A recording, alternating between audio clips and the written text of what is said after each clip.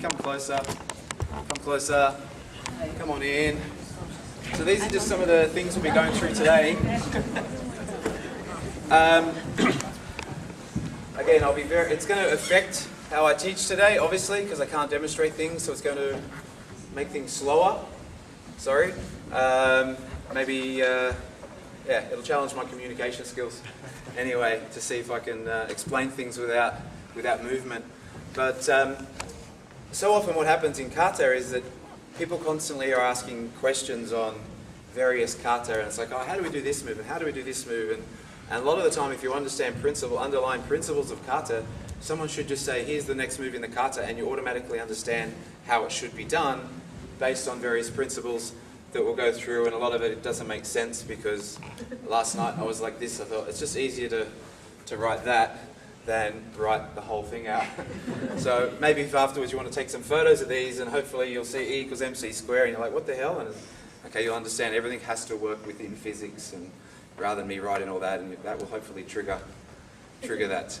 But the reason I wanted to talk beforehand is because this is non-related to this, and because you can talk about principles of kata which help your performance of kata, but this is more to do with the philosophy behind your kata training, even behind your karate training, kata training, all of it, everything is the same. But kata is trying to invoke the idea of body, mind and spirit.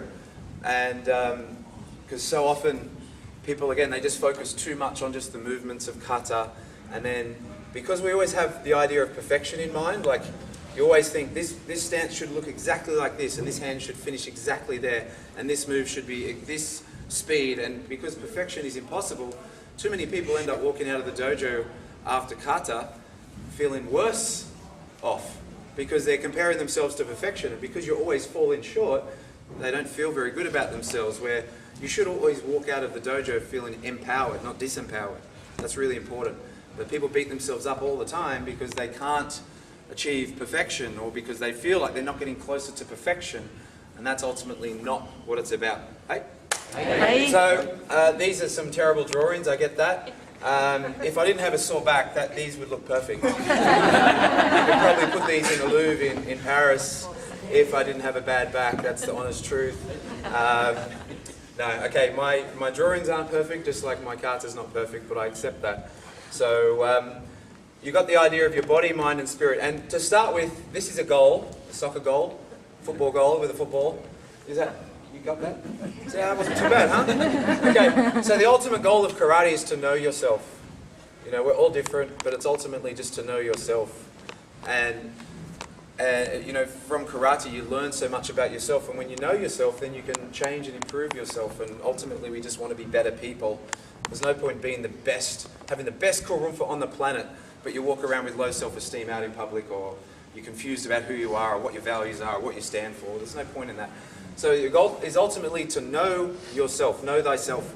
And for example, if you're sparring someone who's bigger than you, and you tend to be hesitant, and okay, you know a bit about yourself now, how you respond to fear, how you respond to something that's a big, aggressive, scary challenge.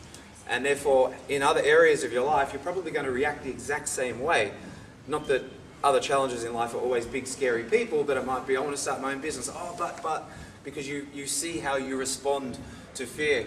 When you're doing a kata seminar and your legs are burning, and you tend to ease off, or every time your instructor's not looking, I'll just come up in stance, then it means in your life, where else are situations occurring where, well, if no one's looking, where it requires self-discipline, are you taking your foot off the pedal because you can get away with it? Like, we get to know ourselves. So rather than beat yourselves up about things like that, it's just important to understand things about ourselves. So when certain situations, again, you're in a situation in kumite, and you're like, oh wow, I really eased off there, and I really backed off and went on the defense, and it's like, okay, well, I don't want to be like that in life, so next time that happens, I'm going to run at them a few more times, and unless someone just has no control, and I get that, but just in general, if you know what I mean. Or it's like, how do I respond to a really tough class? That teaches me about myself, and therefore, do I want to be that person, or do I want to respond to that situation and say, next time I'm in class and I'm having a really tough class, I'm going to push myself a little bit more. It may not be that I can do an entire class of sumo stance, but it might mean I can do 5 extra minutes. And if I just do even Even, can't demonstrate. Even if I'm down in sumo stance and sensei gets on a yap, like, stop yapping, man, I'm in sumo stance, it's killing me. You know, it's like, I'm going to come up. It's like, just wait 10 more seconds. Just that alone, somewhere in my life, it's like something's tough, and you're like, you know what, just push a bit more. Just push it, just that little bit more. Because the inner voice in my head says, wow, that was awesome, Anthony, you just pushed yourself a little bit. And every time you have a little victory, it doesn't have to be a big victory, every time you have a little victory, it impacts you. Because, has anyone ever heard the term positive thinking? Okay. Anthony Robbins says that's proven to be rubbish. And everyone thinks, but no, he's the guru of positive thinking. Proven to be rubbish. Because if I, look in the mirror in the morning and go, you're a winner.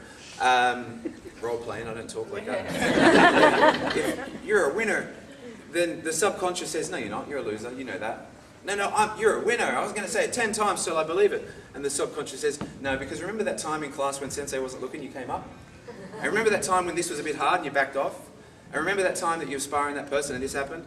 Or remember that time that you told everyone you're going to go on a diet and as soon as no one was looking, you ate half a jar of peanut butter? Like, do you remember that time? And this is how your life works. It's your life, your subconscious is a scorekeeper.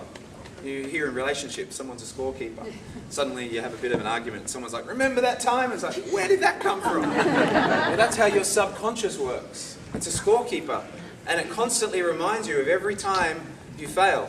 So sometimes we think our instructor's not noticing something, or our partner's not noticing something, or no one's noticing something. But your subconscious is going, I'm taking notes.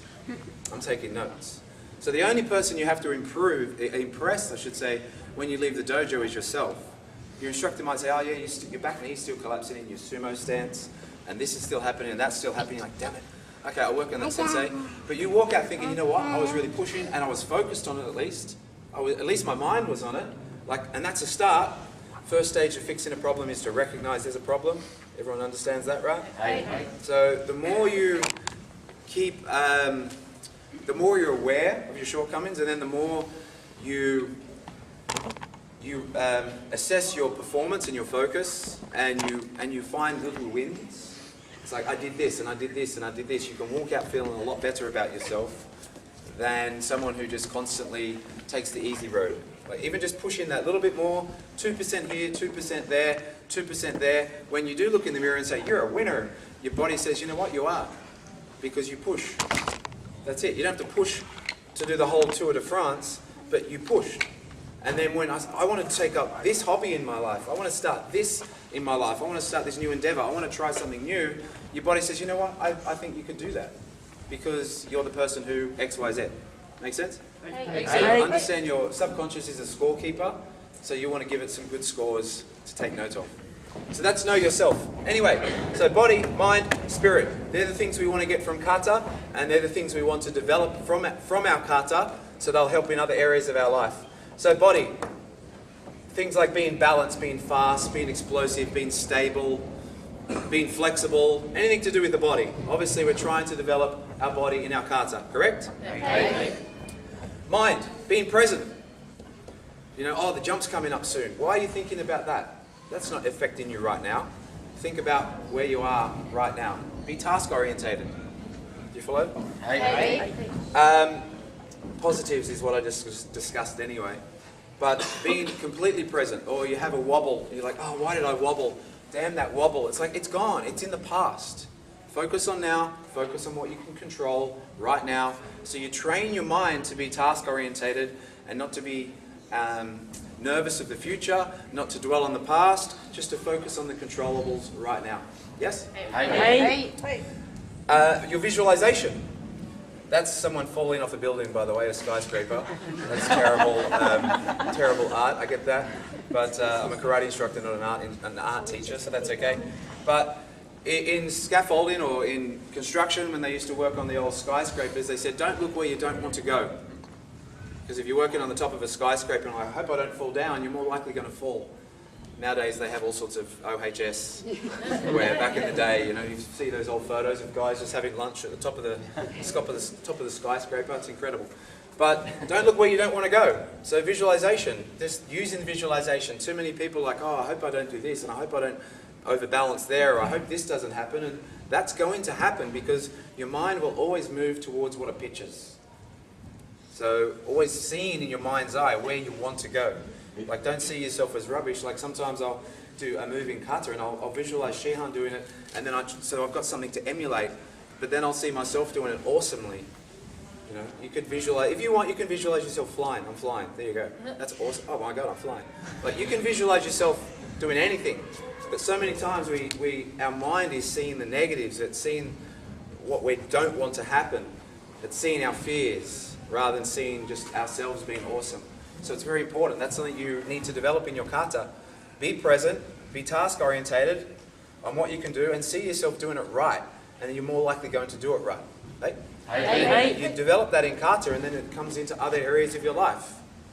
Oh, I want to do this with my life. Oh, but you know what's going to... People laugh at you. Why are you visualizing that stuff? It's crazy. And then your spirit.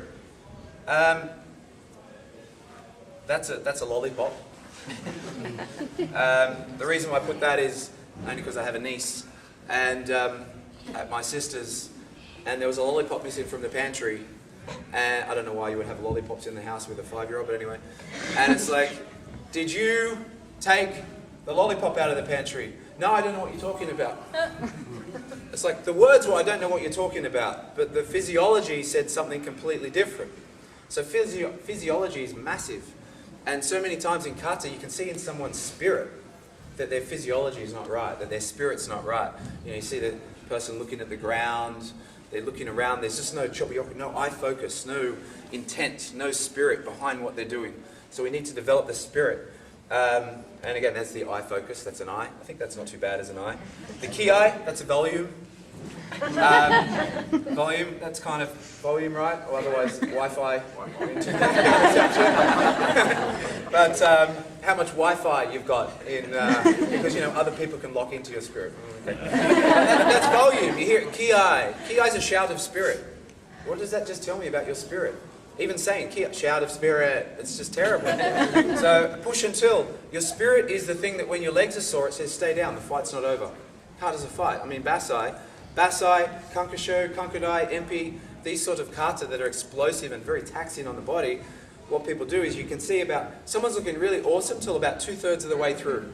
And then the energy drops, the pauses, suddenly it just flows, move to move to move. It loses that bang, bang, bang. You know, the last 4 moves of Kankudai, 1, 2, 3, 4, it just goes downhill. That's a lack of spirit, a fighting spirit that says go. I bow into the kata, fight begins. I bow out, the fight's over. In real life, if you're being attacked and you have to defend yourself, you're not going to stop halfway and go, oh, geez, just got to ease off now. I'm going to punch with half power because I'm a bit tired. You have to fight until. And kata is about fighting until. And again, when you develop that spirit in your kata, you go out into other areas of your life and you apply spirit, where you think, well, once I've started something, this is the endeavor I'm going to take up in my life, whatever it is, even if it's homework. I've got to do my homework. I'm going to put my spirit into it. Oh, I feel like I take a break. I feel like I need this. Just shut up. You've bowed in. I bowed into. As soon as you look like this over your book, you're bowing. I bowed into my homework, and I'm going to continue it until it's done. Or I'm going to clean out the garage, and but the cricket's on. I'll just take a break. No, I'll get it done. The cricket will still be going when I'm finished because the cricket goes forever. So it's like when you put your spirit into something, you really put your spirit into something. You put your heart into it. And you finish it. Hey? You want to get that out of your kata. You want to think, am I pushing? How would I rate my spirit in kata? I think a lot of people are too much body orientated. They're so focused on just the body. Where does my hand have to be? My elbow have to be? That they lack the spirit sometimes to really put the kime into their kata. Because it's like, well, when I go a bit faster, my technique goes out the window a bit. But in self-defense, you have to move fast. So you may as well go as fast as you can, and then you get the real feedback of how good you are.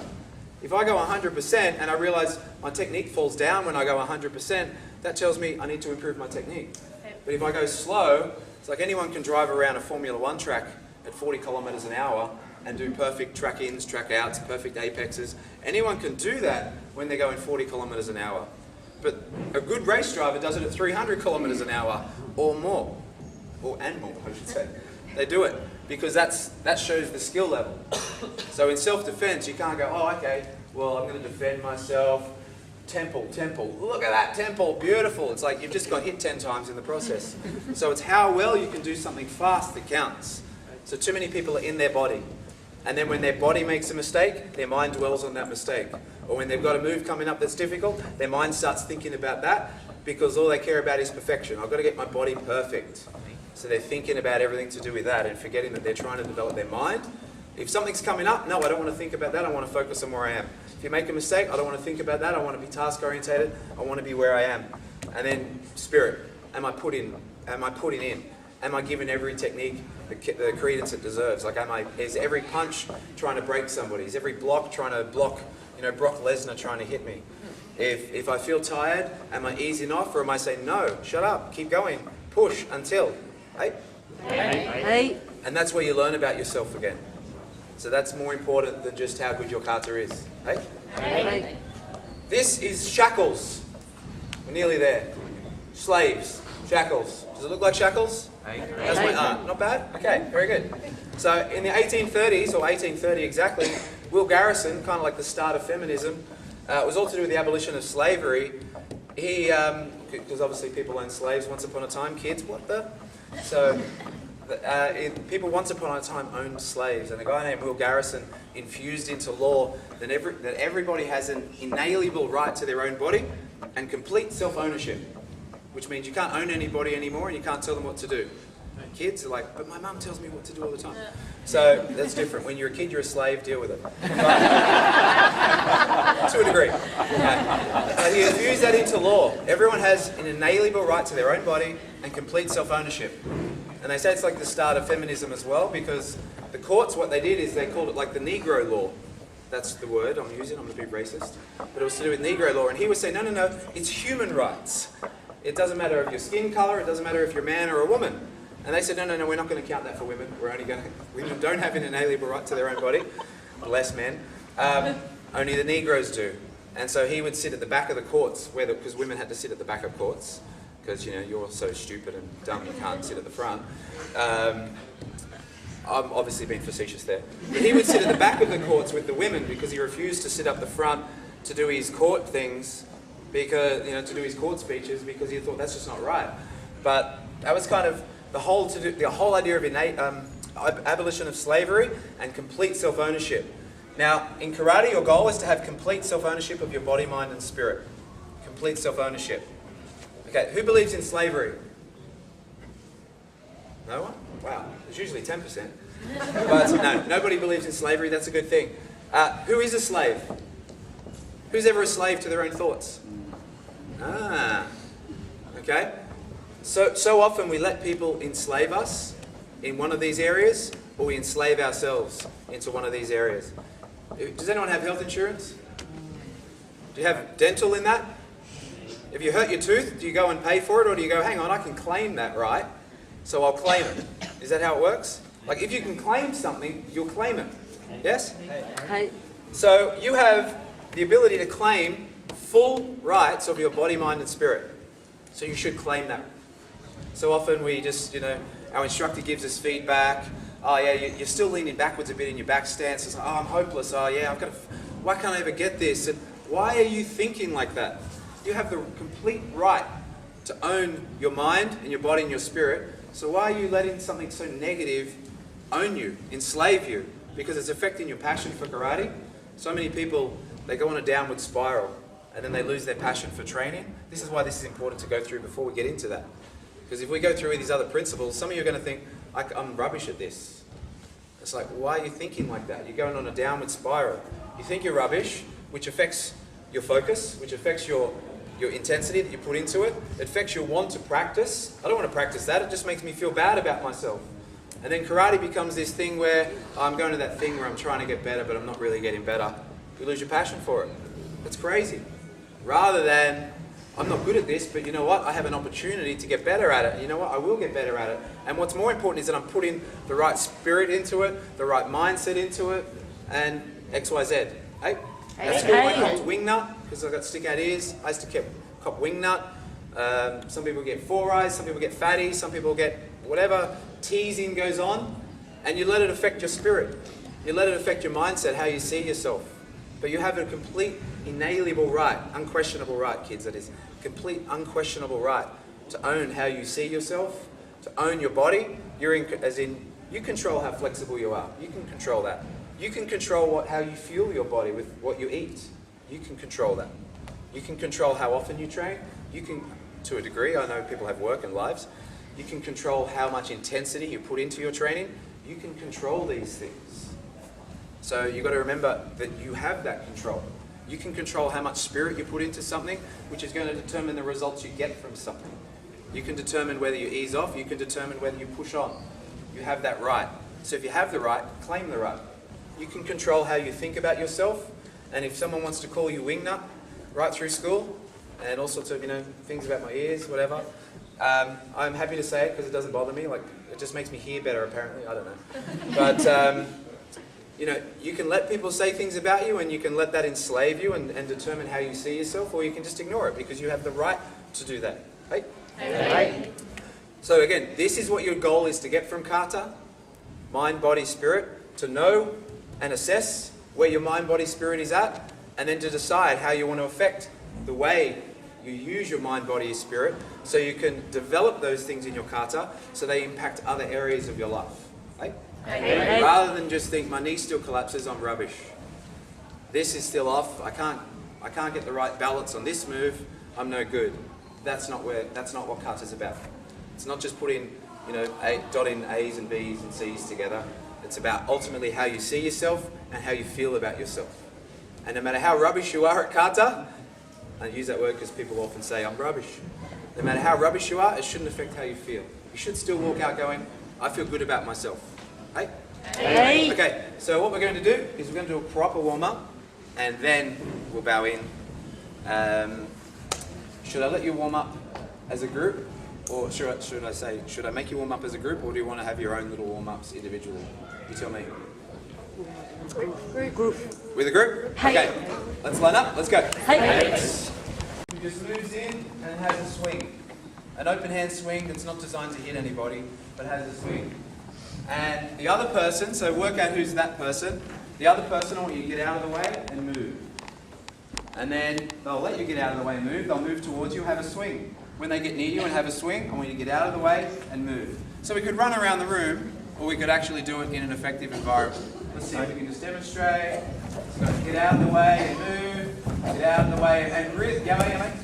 Out of the way, distance, not evasion. Distance, because we want to warm up our legs. And move, like really do a movement, really break the line. So if they're here, you end up over there. And they've got to go here, and then suddenly you end up over there. And it's just constantly moving. When you move, keep your hands moving. Get your blood in your arms as well.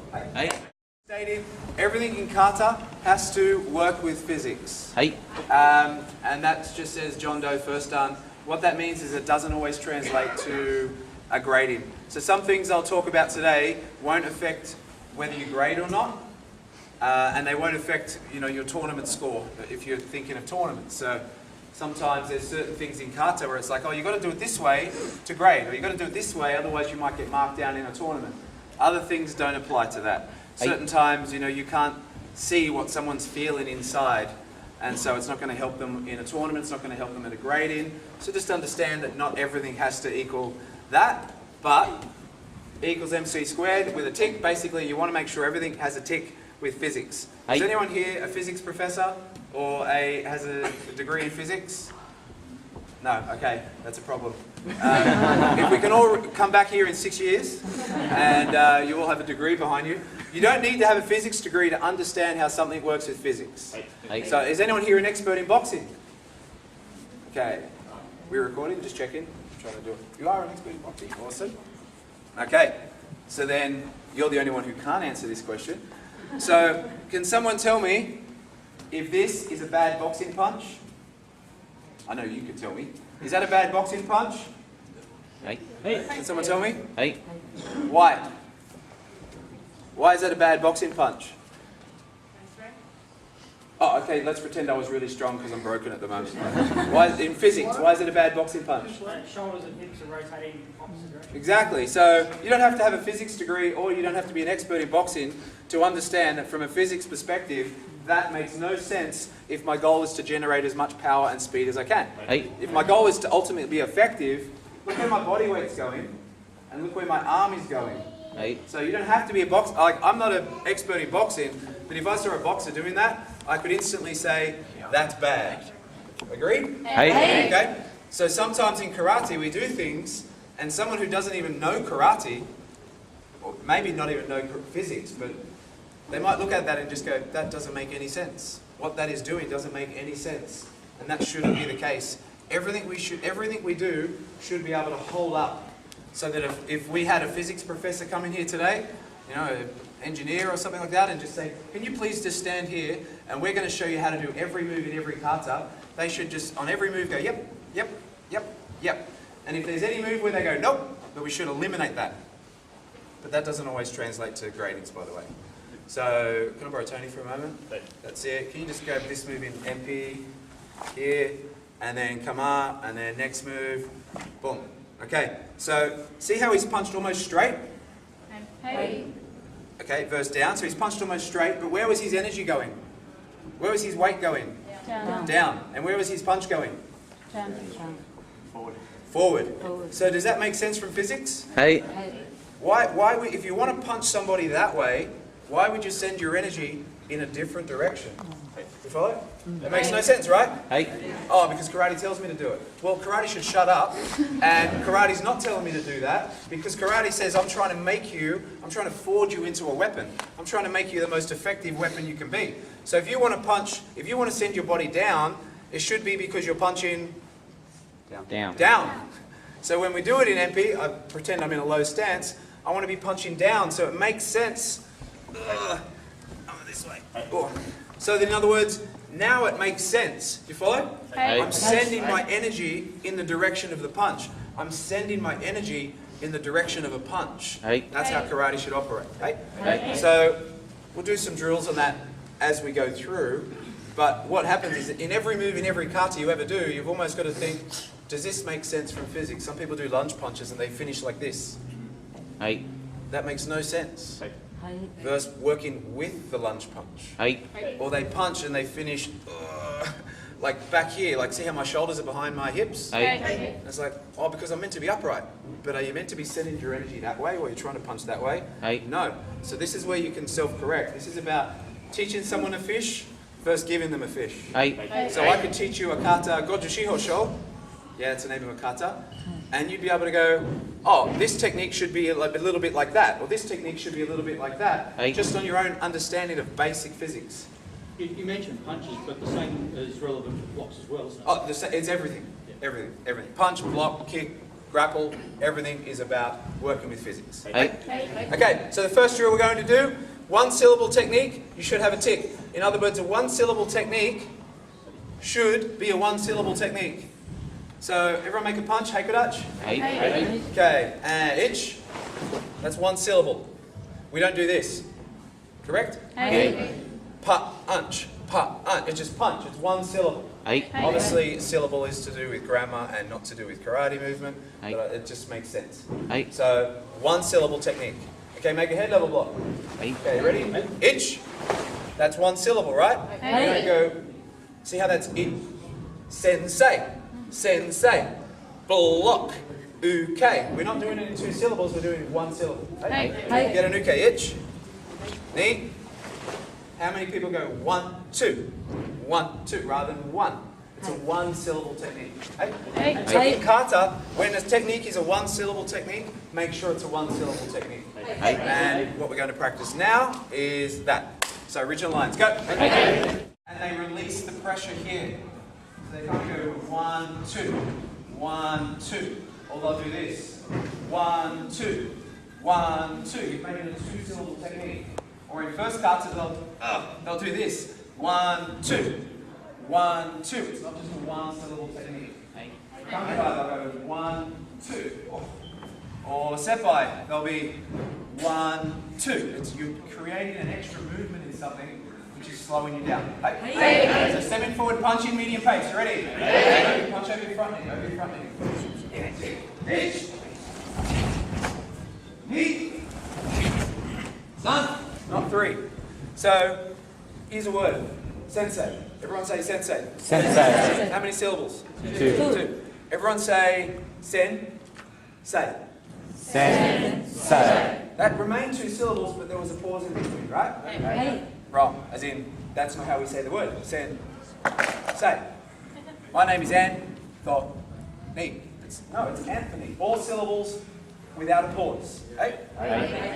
Pause, go. Pause, go. No pause. No pause. Pause, go. Pause, go. No pause. Send, say. Send, say.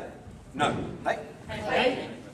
Sensei. Everyone say sensei. Sensei. Bang. You know people start off the mark slow? Slow, bang. Slow, bang. No. Just like I don't say my name is Anthony, I don't do my 2-syllable movements. Bang. It has to be the same speed. That's a speedometer. And you notice the same. One's 100, because that's my driving, so one's 120 kilometres an hour, one's 121 kilometres an hour, so I wasn't perfect there. But it's not 20 kilometres an hour for the first syllable and 100 kilometres an hour for the second syllable. I don't speak, by the way. So sen, pause, say, no good. Sen, say, no good. And sen, ne, say, everyone say sen, ne, say. Sen, ne, say. That's not a word, is it? No. So a 2-syllable move has to be 2 syllables. Don't add a syllable. 1 syllable, 2 syllable, 3 syllable. No. 1 syllable, 2 syllable. Hey? So many times people move their legs without their arms, or their arms without their legs. It's like walking, going. No. Together. Everything together. Hey? So 2-syllable moves must be 2 syllables, and they must be the same speed. Okay, grab a partner this time. Go. All backwards together. Okay, so uchuke off the front hand. Okay, so we're going to step forward. Yeah. Uchuke, itch. Yeah. And backwards, knee. Itch. Knee. Okay, and then we've got knife and block. Forwards. Itch. Knee. Itch. Knee. And just watch that for a moment. Itch. Bit of a stop here. A little bit of a stop. And Tony's going to, just Tony a bit closer again. Tony's going to jab Zach in the chest. And Zach, how's your wrist, the hand by the way? Yeah, change hands. So he's going to punch him in the chest. And Zach is going to shoot a uke. Are you ready?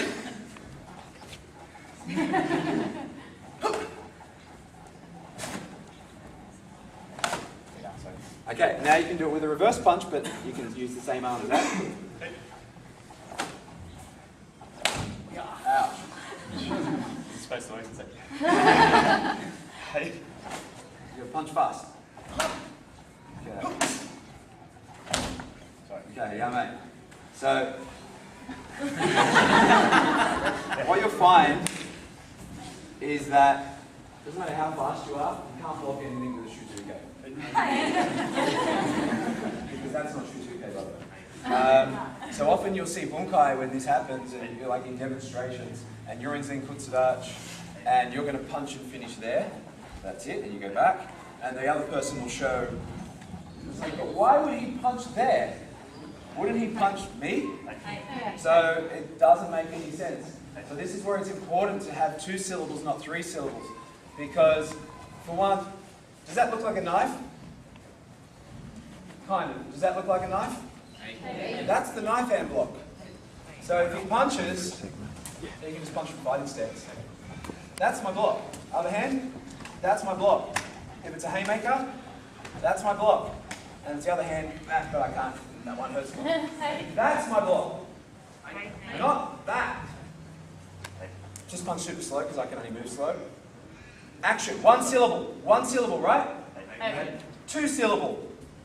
And is action faster than reaction? How can a one syllable action be slower than a 2 syllable reaction? You can't. It's ridiculous. That is not a shutuke. That is a strike, or a takedown, or whatever you want it to be. That is your block. So you'll notice when we do the Zen Kutsudachi style blocks, this hand extends. That's an interception block. So when we do Sun Shin, for example, our blocks are here. They're circular because it's designed to be close quarter, and we're blocking. It's 2 blocks working together. Block, block, block, block, block, but we're working on this circular motion, a cycloid. Okay? Where when it's the shorter gun style, so punch slow, that, or can you do that just because I'm crippled, so go again. That is my block, and that's my counter attack. Or that's my block, and that's my counter attack, or my secondary block. Okay? Because the one syllable is always going to be the two syllable. So it's the same, punch again. How can a two syllable movement that is reaction be the one syllable movement that is action? Because action is faster than reaction. It can't work. Uchuke, that's not my block. Boom, boom. That's not the block. Uchuke here, that will never catch up in time. Punch again. That's my block. Sorry, go a little bit there. And that's the reinforcement. 1, 2. So that's my block. So when we're moving in our stance and we're going 1, 2, 3, effectively what we're doing is we're getting punched in the face, but just for the hell of it, we're going to do a block at the end. Even though the punch is already done. Or I've been punched in the face, but just for the hell of it, I'm going to do my knife hand block because I'm going to set out to do what I wanted to do. No, that's my block. And that's my preparation for what I'm going to do next. That's the block. It's an interception block. That is a knife. That's my knife hand. That's my counter strike. Or that is my takedown, or whatever you want it to be. But that's something that's coming after. Uchuke, that's my block. That's a reinforcement. Or that is your pickoff. And that's a counter strike as well. So that's why it has to be 2 syllables, not 3. Some of us are divorcing our hands from our feet. We're moving our feet and then we're moving our hands. But that, if you divorce your hands from your feet, you're getting punched in the face a lot. And that's not cool. So we want to marry them together. We want to marry our hands and our feet together. And we want to make sure we take the shortest possible path. Some of the Uchukes are coming out and in too long. You've blocked, you want to have that counter strike there straight away. Or you want to have that reinforced block there straight away. I don't want to come around here, I want to be blocking, and the moment I'm doing it, I'm prepping. But equally what I'm doing, if I miss my interception, see how my interception misses? Okay, if I miss my interception, at least that is something as well. Follow? Or if it's a haymaker, at least that is also protecting me from that.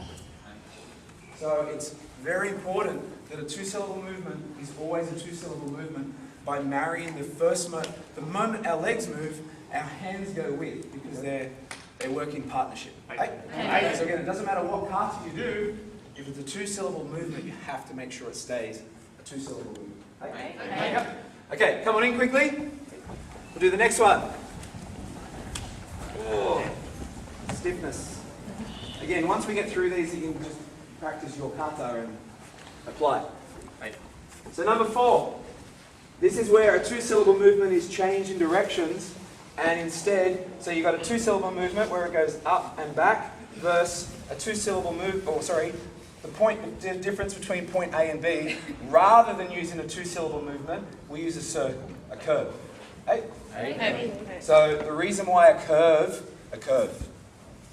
versus 2 syllables, a curve, instead of 2 syllables. There's lots of times we use curves. A curve versus 2 syllables. So we want to make sure we're using curves instead of 2 syllables. Okay, so this is a Formula 1 track. Yeah? That's exactly Melbourne. If you didn't know. That's very accurate. That's accurate, right? Yeah, I saw it on television, just in the, when you watch the car go around, I just remembered all the lefts and rights there. And that's to scale too, apparently. So this is a Formula 1 track. So if it was all about car speed, the straight is all you would need. You just get on a straight. And you have those races with cars where they just go on a straight and they drive for 400 metres or whatever it is, quarter mile or whatever it is, it's just a straight. But a Formula 1 track has curves and bends, and even like Monaco where they go down a hill even on a curve. So the difference between the top drivers and the not so top drivers is how they handle the curves. That's where the time is won or a race is won and lost on curves. So this is a curve here. This is a curve. So we could say, for example, cipher 1, 2. That's 2 syllables. Why not do that instead of a curve? So what happens with 2 syllables is you have a break you have acceleration and then brake, and then re-acceleration. And a curve, the reason, that's why Formula One car drivers don't go flying straight and then drive again, because they worked out probably a long time ago that it's better to work on a curve instead. So they'll start wide and they look for what's called the fastest line. So there's a track in point, the point where you start to track into the curve, and they try to hit the apex, and then they try to track out. So they're trying to make the most efficient line possible. So whenever you're doing curves in your kata, which happen right through kata, you've got to make sure it stays a curve. So many times people, that's not a curve, that's a curve. Make sense? You've got to make sure it's a curve. And the degree in which the curve works, that's a giant curve. In a Formula One race, that's going to come last. The degree in which the curve works, is, again, it comes back to physics. How much force do I need and what angle do I have to hit the target at? So I'll borrow Tony for a moment. And let's say, for example, this grabs my wrist.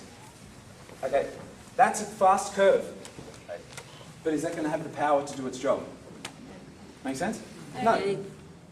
That's a slow curve. Is it going to have the power to do its job? Yes, I hope it does. It's going to have the power to do its job, but am I wasting time? Time I don't have. So we're trying to get the most efficient amount of time possible, but also have the maximum power that we need to achieve our job. So when you see seppai like this, it's like, yeah, you've got the power, but that's wasting time. Or you'll see seiyonshin, it's like this. It's like, you've got the speed, even though it's done slowly, you've got the time, but that wouldn't look effective because that wouldn't have the power. Or saifa, or seizan, or shisoshin, or all these kata, again, seppai again, where it's like you want to make sure you're working with, and this is where you have to think for your own self, is you've got to think, how much power, so for example, a hook punch in boxing. A hook punch in boxing, is effectively going around. So it's a curve instead of 2 syllables. Yes? Sorry? It's not 2 syllables. Brake, acceleration, brake, re-acceleration. It's just faster to use a curve. But he's got to think, like, if he went here and then tilted in, lots of speed. But is it going to have the desired power? So he has to think in his mind, how much power, so if you stand over there, how far, and point this way, at what distance do you need to hit me to get your desired outcome? You decide what distance. Don't hit me, but you just decide, is that pretty good? You feel, okay, so go back. So he's got to, go back to here. So he's got to think, that's the angle, that's the distance I need to hit from. Yes? So that's where I need to get to. So I don't need to go too long. I can't afford to go inside of that, but I can't go too wide of that. So he's got to sort of find that, that's the distance of the angle I need. So we've got to make sure with cipher, we're not doing it too small. Seppai not too big, they're the common things. Seiyonshin too small. Seppai sometimes people are too big, or even then too small. We've got to make sure our curves are working with physics. Right? Minimal amount of time, but not compromising power. Maximum power. Oh. Yeah. Okay, go back to your lines again, go. Do a couple of moves from those. So, what sometimes people do, Doresh, I asked her to do it wrong on purpose. What a lot of people do is they go down, hands. Down, hands. You want to work them together. Because if she uses her stance, with it, it's better. So now she's got vertical. Makes sense? She's got drop-in power, as well as just arm power. So saifa, seppai, saifa is white crane, kankurai, kankusho. They're white crane. So if you're thinking, what on earth is white crane? It just means it's developed by a lady. So it's chick kata. So, no, literally. So it has to work for ladies. So when you understand that, it's not about being strong and powerful. It's about being light and fast. So again, where a male kata, seiyonshin for example, we don't drop. Seiyonshin's from elephants. So it's masculine. So we don't need to use our weight, because if you're strong, and it depends on your opponent. To you, I can be an elephant, but to someone like Brock Lesnar, I have to go white crane. I have to adapt, because I'm not going to be able to go to Brock Lesnar, I'll just use my hand. I would need to use my body weight with it. Because suddenly I'm the smaller. Feminine just represents, the ideology that you're much smaller. than your opponent. Hey? Hey. So sometimes you might be bigger, sometimes you might be smaller. White crane was developed by a lady, so it's kind of always keeps in mind the idea of you're lighter. If you go to YouTube, you can type in a crane versus a tiger, and you'll see literally a crane defending itself against an animal, like a tiger. Just lots of pecs and feet and wings and stuff going everywhere. Hey, the Karate Kid, white crane. So when she's putting it all together, rather than being masculine, she uses her weight with it, and then boom, suddenly it becomes effective. So we need to make sure we're using again, everything must make sense from a point of physics. So we're using, if I want to be going this way with a block, I want to use my body with that block. I don't just want to sort of go, well, that's a hand, and the hand will do the job. No, I have a body with that block. Okay? If I want my energy to go up with my hand, I should shoot it up with my body. If I want my energy to go down, I should use my body. So there's only nuance. Up and down. Versus, it's like, well, if you're awesomely strong, yeah, that'll teach you to play the violin, and it'll be effective because you're stupidly strong. If you're not stupidly strong, I don't have to go like this, but I'm training myself just to understand that if I want to have my hand going up, that I probably should have a bit of body going up as well. And if I want my hand to go down, I want to have a bit of body going with it. So I'm always working with physics. Okay, so that's so you understand how you get your curves in your kata and how you get your curves in your Weight Watchers program. Okay, number 5, circles never stop. This is massive for the black belts. So black belts, please pay attention because I see this as a major issue in most black belts when I watch their kata, especially their Goju style kata, because they have a lot more circles. Circles never stop. Who's ever ridden a bicycle up a hill? Okay. Where's Tash? We went to Aka Island in Okinawa. You hired the bikes, right, as well? Yeah, we hired bikes, and there was a nice hill to get to the beach. Makes you earn your swim pitch. So there's a nice hill to go to the beach. What happens if you're riding up a hill on a bicycle and you stop pedaling for a second? What happens? Well, you don't necessarily roll back down a hill, but you lose all momentum and then you have to start again. And what do you find when you start again? It's incredibly difficult. So circles never stop. So again, when you're going in a straight line, and A and B is here, then a straight line beats a curve. So if you want a straight technique, you're going straight, a straight line is better than a curve. But when you're going on a curve, when you're going on anything to do with angles, a curve beats up and down. But a curve cannot ever stop.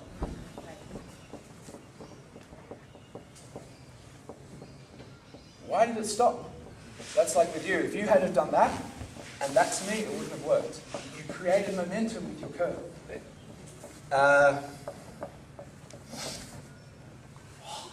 Why did you stop? You just killed all your momentum. Now you're trying to break my grip from there. Make sense? You would want to create this momentum and go bang! Bang! You want the momentum to be a full circle. Okay. Where's that? Oh, here. I'm still in the circles. Sepai. Why did that stop? You killed your momentum. You were riding your bike up a hill and you stopped pedaling, and now it's so hard to pedal. It's so hard to break my grip now. Seizan. Kick. Why did that stop? And why did it go straight? Versus circle. Hey? You saw Shin, people like, or they go like this. Up, across, stop, go. Why are you stopping a circle? The whole point of a circle is it's a different way to generate power and momentum. And so like a rotary versus a piston, it doesn't go, it just keeps going. That's the whole point of a circle, is that it generates energy in that way.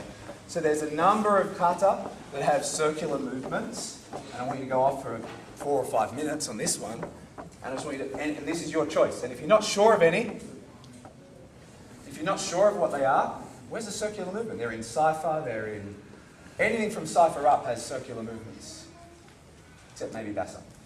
Or MP, etc. But all the Goju kata up have circular movements, and you've got to make sure, some of them do, but not all of them. Again, why would you stop a circle?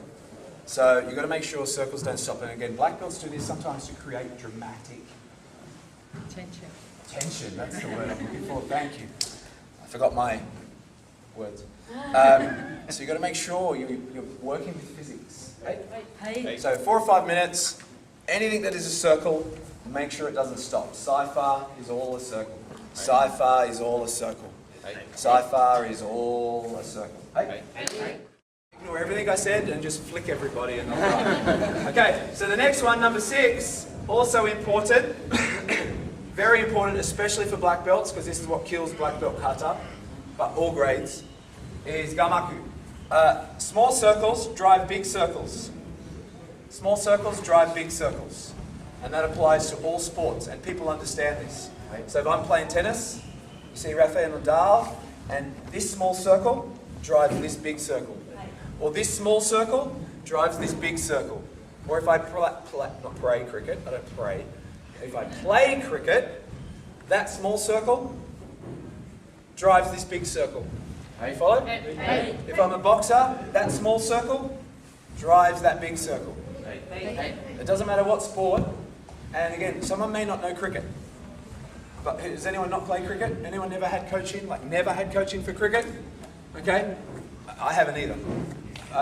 But I know that if I was to imitate a cricket bowler, I know I don't know why, I just know that how it works, because I kind of unconsciously understand that a small circle is what gives a big circle its power. Right? Like if you think of a crowbar and you have a rock, you get the crowbar, the inertia on that small circle is what gives the big circle, the crowbar, its power. If you have the crowbar this far off the ground, it's not going to have much. If you get this right up close, creates a bigger circle here, bigger radius or arc here, then the inertia into that small circle gives the big circle its power. Right? If you have a bicycle, the small circle is driving the big circle. If you look at a car engine, there's 2 cogs. I don't know what you call it officially in cars, I don't know cars either, but there's a small circle driving a big circle. Right? This is how everything works. Small circles drive big circles. You have to, and this is the thing, everyone understands this in every sport. You don't have to teach a soccer player, that movement there is going to give this arc, this kick arc. I didn't know how to kick a soccer ball, but I can't demonstrate right now. But this arc gives the power to this arc. And if I ignore this arc, and I just try the big arc, I don't get any power. And that's why sometimes people can't kick left foot, or they can't throw left-handed, because they don't get that there has to be a small circle to lead into it. Or people can't kick left foot because they don't understand the coordination of the small circle, and they just use the big limb, and they don't get any purchase on the ball. Hey? So karate, that sometimes gets ignored because we ignore physics. We ignore E equals MC squared. We just completely ignore physics. Because we look at someone and go, how does this work? Tell me. Rather than just going, what's the movement? It's a punch. Okay, how would I punch somebody? I would go hips. Hips, small circle leads to a big circle. Small circle leads to a bigger circle. Small circle leads to a bigger circle. Like a fishing line. The small circle drives the bigger circle. We ignore it because we just want to get spoon-fed all the information. Tell me how it works, and we forget. And that's why when you let go of things and just think, what makes sense from a physics perspective, you usually can answer your own questions. Give a person a fish, feed them a fish. Hey? Teach them how to fish, first give them a fish. So, in kata, sometimes it's the idea of gamaku, which is tremor. Boom, that small tremor creates power through the bigger circle. Hey? That small tremor creates power through the bigger circle. That small tremor, it's exactly what Zach told me not to do. That small tremor gives me power for the bigger circle. It drives the bigger circle. This is where black belts sometimes, again, they don't divorce their hips from their shoulders. They don't divorce those, and it all just becomes very together. And they lose the idea of 1, 2, like a baseballer.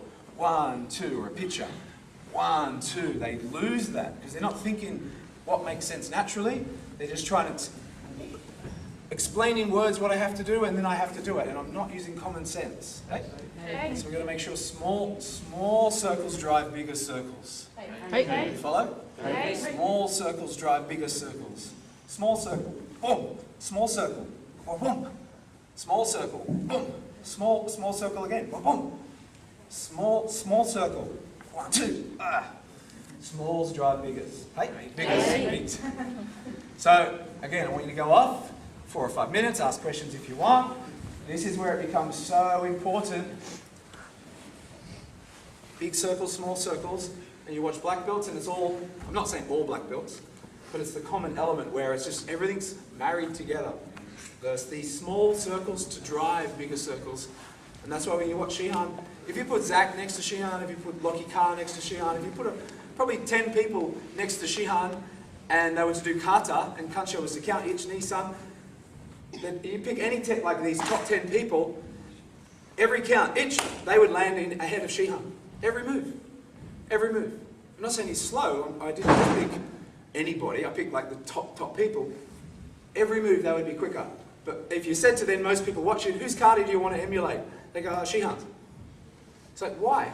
I don't know. But he was slower, I don't know. They don't know, but because you don't even know what gives it its magic, because it's kind of just this unconscious thing that you can see everything driving from a core. So everything looks like it's not just zip, zip, zip, it looks like boom, boom. Make sense? Bruce Lee said karate's like getting hit with a pole, where kung fu, who knows the words? Kung fu is like getting hit with a ball on the end of a chain. Bang, that's something like that. And in a way he was right, because most karateka look like a bow. But technically he was wrong, because karate is not supposed to look like that. Karate is supposed to look like a ball on the end of a chain. It's supposed to look like crack, more like that in Kung Fu. See, he was right, but only based on his observation, not based on his knowledge of what that art should look like. Okay? Again, when you watch Shihan, he's got that. So Shihan, if you didn't know, he went to Japan a few years ago. We go all the time, but a few years ago, and there was a Masters tournament. They call it a Masters tournament, but I was in it, so it can't be a Masters tournament. But it was called a Masters tournament, and they got all these, 5th dans up to 7th dans to do kata, and you had to go up flag system. Winner goes to the next round. There was about 55 international people there, and Shihan won. And a lot of those kata he'd only just learned. But there's people there who'd been doing those kata for 40 plus years. And then one of the judges was Sato, who's like Japan, JKF, all Japan kata champion, one of the judges. And he said to Shihan that night, he's like, everyone like this, you like this. And this is where Shihan's thinking, wow, but that kata I only learned 3 weeks ago, or I've not really been explained that kata. But it's because he works with physics. He understands either through because he uses his own common sense, or maybe he's been trained, or whatever it is, everything's working from this internal out, rather than just everything external. And as a result, he can learn a kata, do a kata, and look better than someone who's done it for 40 years, who's also physically fit and fast and strong and flexible. He can still make it better than that person, according to these judges, because of those principles. Hey? Energy has to come from within and then work out in any sport, and karate is not exempt from that principle. Hey? So Sensei Steve yesterday at class was teaching, and he had us doing that exact thing. He had us working on front foot what's that, and driving from here to get to there, or driving from here to get to there, or driving from here. Sorry, I'm really useless today. Driving from here to get to there. Had us working on that exact principle of the small circle driving the bigger circle. So it's happened in Saifa, Basai, Seiyochin, MP. It happens in just about every kata. So again, 4 or 5 minutes. If you have any questions on, but what about this move? I'm not sure how it applies in this move. Just come up to explanation land and I'll explain. Okay? Naturally do it. You'll see boxers naturally. You'll see everyone naturally do it. But because of karate, because we've been kind of trained to think monkey see, monkey do, and we kind of devoid ourselves of what's common sense, we sometimes lose that habit, that natural instinct. But if you can get that, again, it's something that Shihan has. If you get that, it'll make a monumental difference in your kata. It will look like it's driving from the core. It'll look like you're using your whole body effectively. Yep. See, the first few moves, like you hear, right? You come back, right? Like I understand, like you actually move in a circle as you're coming in, right? Yep. That one's fine there, right? But see, as you do this one here, you're actually putting it against that block. Correct. And so that Correct. seems to sort of... Yeah, negates it. Okay. There's techniques for power. I'll borrow you for one on. Yeah. So I was going to get someone to do it because I'm broken, but because I am broken, I should say. But it might take too long to explain it, so I'll have a go. So if I want power, that's how I derive power. Make sense? So if I want to get as much power as I can, then I want to work my small circles driving my big circles. And sometimes, like hold a hand up, just hold a hand, punch out. So for example, I might want power there. Boom, boom. But that's just reinforcing. That doesn't necessarily need power. So sometimes, we're just putting our hands on somebody for the next technique to do something. So it's not every single technique has to have it, or every technique that's circular has to have it, because again, it comes back to application. From a physics perspective, if I've got your hand here, do I necessarily need to use a small circle to drive a big circle just to put my hand there? When all I want to do is just reinforce something. Does that make sense? All I want to do, I may want power there, but that's just a reinforcement, so then I can get to the next move of the kata. Make sense? Yeah. So it doesn't always apply based on knowledge of balance of bukai technique. Okay. That's that question. Any others? Sorry, you're right, yes. Any of the like Sasasha and Sansaru, is that a circle and therefore do we stop, or is that continuous in and out? You got me. That comes back to point 1, where I said everything has to work with physics, but it doesn't always translate to gradings or tournaments. So, for example, once upon a time it was bring this to your center hemisphere. So there's my center hemisphere. Bring it into that. Bring it into that. Nowadays it's often bring it to there and straight. But that's sometimes between where the balance of bunkai and technique goes out of whack. So technically, even for myself, because I'm not grading with that kata, maybe the grading I wouldn't do it so much. I still bring it in slightly, based on application. The reason why they change it is because watch my elbow. See that? So people make errors sometimes and their technique goes out of whack. So you've got to look at the balance of the bunkai and the technique and go, you know what, let's just get them to go find the straight line and stick to the straight line. Where, I'll borrow yourself for a moment. Application purpose, if you're punching, I want to be thick, just go body just because that's where the kata is. See that block? So I want to have, I don't need to block all the way out here sometimes. Sometimes it can just be a slight, just that slight understanding of 1, 2, okay? It's a grip. It doesn't have to necessarily, you can have it up there. It doesn't have to be all the way in, but it's just that slight, where's the curve that I need to find, to find the power, hey? Like I don't need to go all the way out there for the curve to do that. I can just find the curve in there, hey? So again, it's sort of the, technically, it won't affect you in a tournament or a grading. See how I'm coming in slightly? So in my mind, I'm thinking I'm creating a curve to impact either a punch or a grip. I'm impacting that. And then I'm using a circle, bang, to come out, bang, bang. So therefore you wouldn't stop. Why would you pause? Because you're wrapping your momentum. 1, 2. The reason why that happens in this kata is because in the oldest kata in karate is Sun Chin. You may have seen. You've seen that kata and everyone's done. Oh, yeah, too. That sort of everything's done really slow. Sun is ichi sun. Chin is battle. Seiyun chin, battle. Anything with a chin is battle. So Sun Chin is three ichi sun, 3 battles. Body, mind, and spirit. The battle to harmonize them. So the whole karate journey and the whole purpose of kata is to harmonize your body, mind, and spirit. So that when you go out there in the real world, you're not just all spirit. I'm going to do it. I'm going to be a champion. I'm going to do this. I'm going to walk into a doctor's office and say, give me a job. Do you have a degree? Nope. Like, too much spirit, motivated idiot. Make sense? Or the person who's got lots of mind, educated derelict is almost a proverb. There's a lot of educated people out there who don't have the spirit to go out and, oh, I've got 3 degrees. What do you do for, I'm a this. But that's not in any of your degrees. Yeah, it's hard to get a job in my industry. I think that maybe there's a lack of spirit. Maybe. Not always. I'm saying not every excuse is invalid.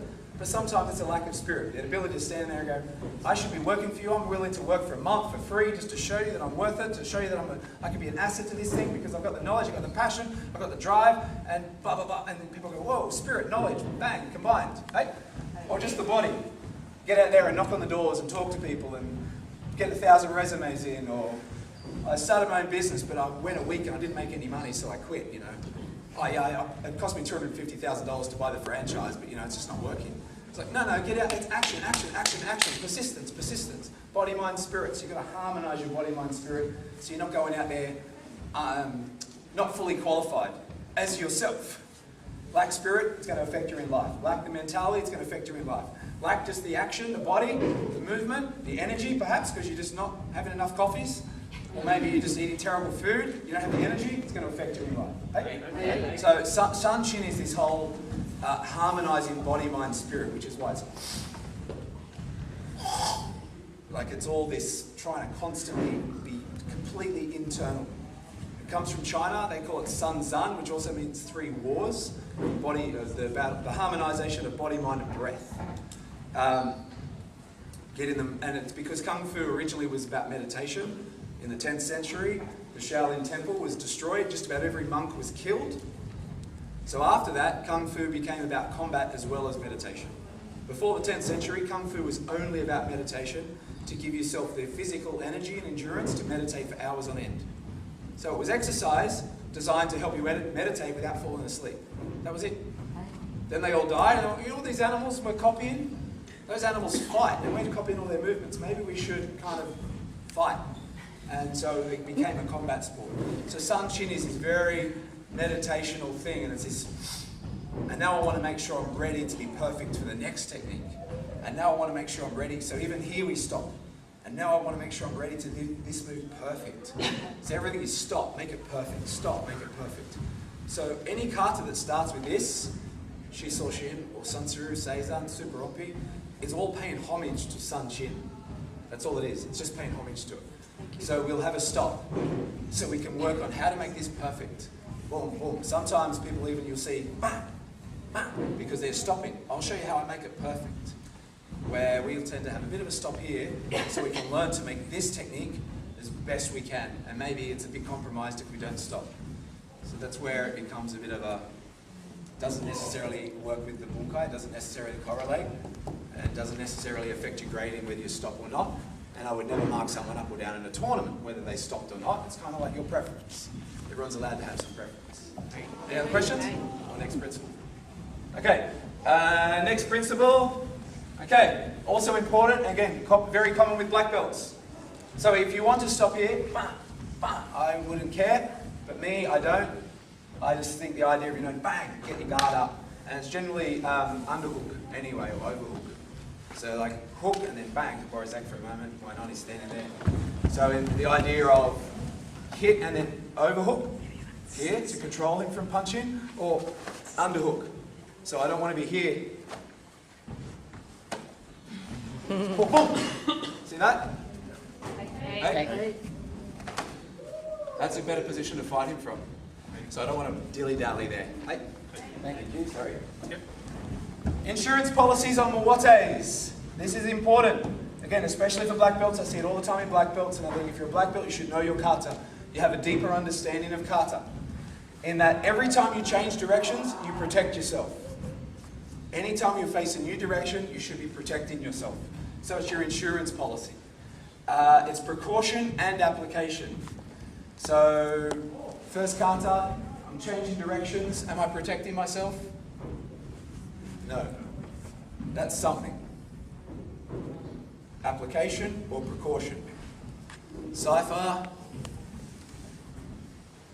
Am I protecting myself? Would you want to turn around and face somebody like this? Or this? That could be precautionary, defensive, or it could be application. Boom, boom. Step by, new direction, protect yourself. Not protecting myself. Protect myself. Basadai, am I protecting myself? No. Am I protecting myself? Hey.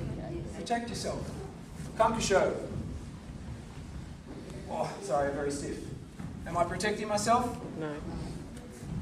Am I protecting myself? Eight. Protect yourself. Cezanne. Oh, picking all the fun cards from my back. Am I protecting myself? No. Am I protecting myself? Yes, it could be application, or it just could be precautionary. Angetsu. I'm trying to think of the cards that people do. Am I protecting myself? No. Am I protecting myself? It could be application, or it could be precautionary. Oh, sorry, I also have burn wrist. Since Ash Fleming, don't spar the guy, he's a health hazard. Give me a kata. They're everywhere. It's okay, I've written some down anyway. Cezanne is very common for black belts. They don't protect themselves. 1, 2, protect yourself. Here. 1, 2, am I protecting myself? No. Am I protecting myself now? Hey. Protecting myself. And also borrow Zach for a second. Sorry, pick on the guy. Punch comes in, 1. Punch comes in, 2. Grab. Bam. Make sense? Verse, punch, punch, grab. What am I doing? Why am I bringing a guy to here and hitting him there? You follow? I would rather be 1, 2, grab, bang. Hit him where the target is. You know, we create a target. That was not a good one to demonstrate. We grab a target. Hey, thank you. Make sense? So we're going to change directions, protect myself. Shisoshin. Am I protecting myself? No. Am I protecting myself? So in the kata we go up and then we swap. We protect ourselves first. So it's always about, whenever you face a new direction, always protect yourself. It's your insurance policy. What if they're doing nothing? Well, it's at least better to be there than otherwise. But it's also usually application. Hey? So I borrow Zach again, sorry. So Shisoshin, you're going to stay there for a moment. Shisoshin. Not protecting. Protecting. Protecting. Yes? Protecting. Protecting. Hey? So fighting stance. So it could be for the sake of protection, or it could be for the sake of takedown. Make sense? If he punches, it could be for the sake of protection. It could be protection. Hey? If he's just standing there, it could be for protection, or it could be bam, bam. Like, don't hit somebody in the front. Where's the boxer? Where's that boxer? Where'd she go? There. You like Evander Holyfield? You like Evander Holyfield? He's all right? Evander Holyfield? Do you know Evander Holyfield? That's all right. He's the guy who beat Mike Tyson. Yeah. So fighting stance. He used to do a jab to the shoulders of people. He used to jab the shoulder, not the head. Most boxers jab the head all day. He jab the shoulder. Because if you jab the shoulder, what happens to the face? And so what gets exposed? The nerve. And if you want to knock someone out, you knock them out by hitting the nerve. So a lot of boxers aim for the nerve. He'd hit the shoulder and do a straight punch and hit the nerve. So it was the same ideology, just different in a way. So if you look at Shisoshin, expose the nerve, bang, hit the nerve. Expose the nerve, hit the nerve. Expose the nerve, hit the nerve. Or grabbed, break the arm, or not break the arm, like break the grip, hit the nerve. You follow? So it's precautionary and it's application as well. While we always have to protect ourselves when we face new directions. So it happens in Cypher, happens in Basadai, happens in just about every kata. So what I want you to do, get 3 or 4 minutes. When we get to the end of these, we'll have a drink and we'll actually get into full kata. But it's important that you understand these because just knowing that principle there affects just about every kata you ever do. So you don't see black belts going like this. And sometimes people need to know method for madness. They'll do this. Oh, why do you do that? I just like that way. But yeah, that's a rule. You can't do that because of precaution. Don't you want to feel protected? Don't you want to feel protected if you're facing a new direction? Or don't you understand that maybe that could have something to do with application? Oh yeah, so don't do that in all your kata. If you learn this as an orange belt and you're doing Cypher, you learn this every time you go through karate now and you don't develop bad habits. But also there's understanding with the direction of where you're attacking them from too, doesn't it? It does, yes. That will alter a bit. We'll get onto it later. Hey? But yes, to a degree. It's like your other question. It kind of works. It's still a barrier. It's still something between me and someone I'm facing. I'm always sticking something. Yes, first kata would be better there. Yes, it would. But we do it there. But it's just understanding. Put something in the way. Put something in the way. I don't care how you do it. I mean, I would do it differently. But it's just following the principle. But there are some exemptions. Cipher, someone pointed out. Here, I'm not correct. That's one in cipher. Cipher, I'm wrong. In kumite, someone says, pull your hand back, punch. And so I do what sensei says because they want me to, and I'll do it. But I'm thinking, I would never do this. What a waste of time to go back before I go forward. I would never do this. I'll do it, but I would never do this. So I'm reinforcing, I would never do this. I would just punch straight from here. I'm reinforcing what I should be doing. So sometimes it's good to do something the wrong way, as long as you recognize that's not how I would do it. Right? Sometimes it applies to application as well. Okay, next one. Hips equals power. Incorrect. People think sometimes if I use my hips I get power. That's not correct.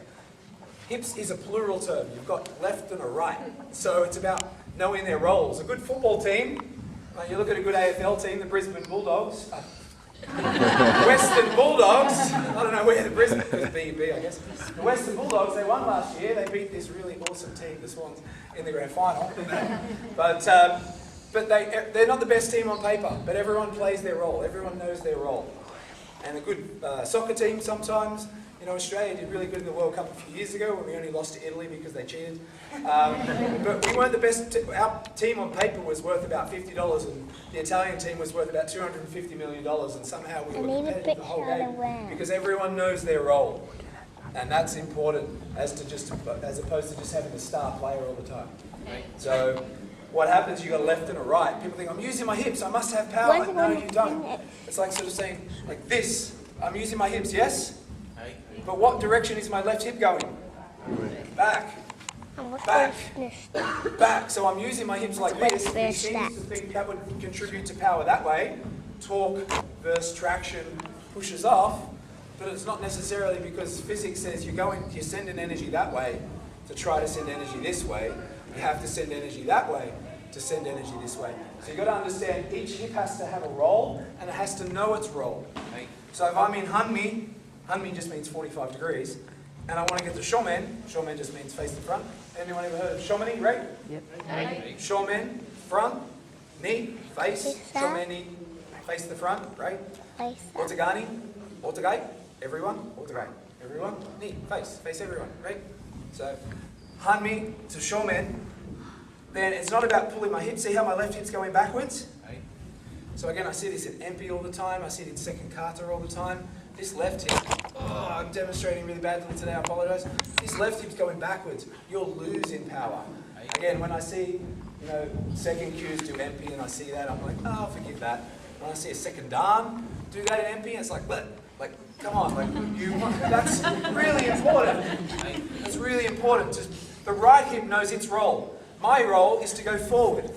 That gives the right hand power to go forward. Like when I have a bow and arrow, I don't hold the bow and I don't hold the string and let the other bit go.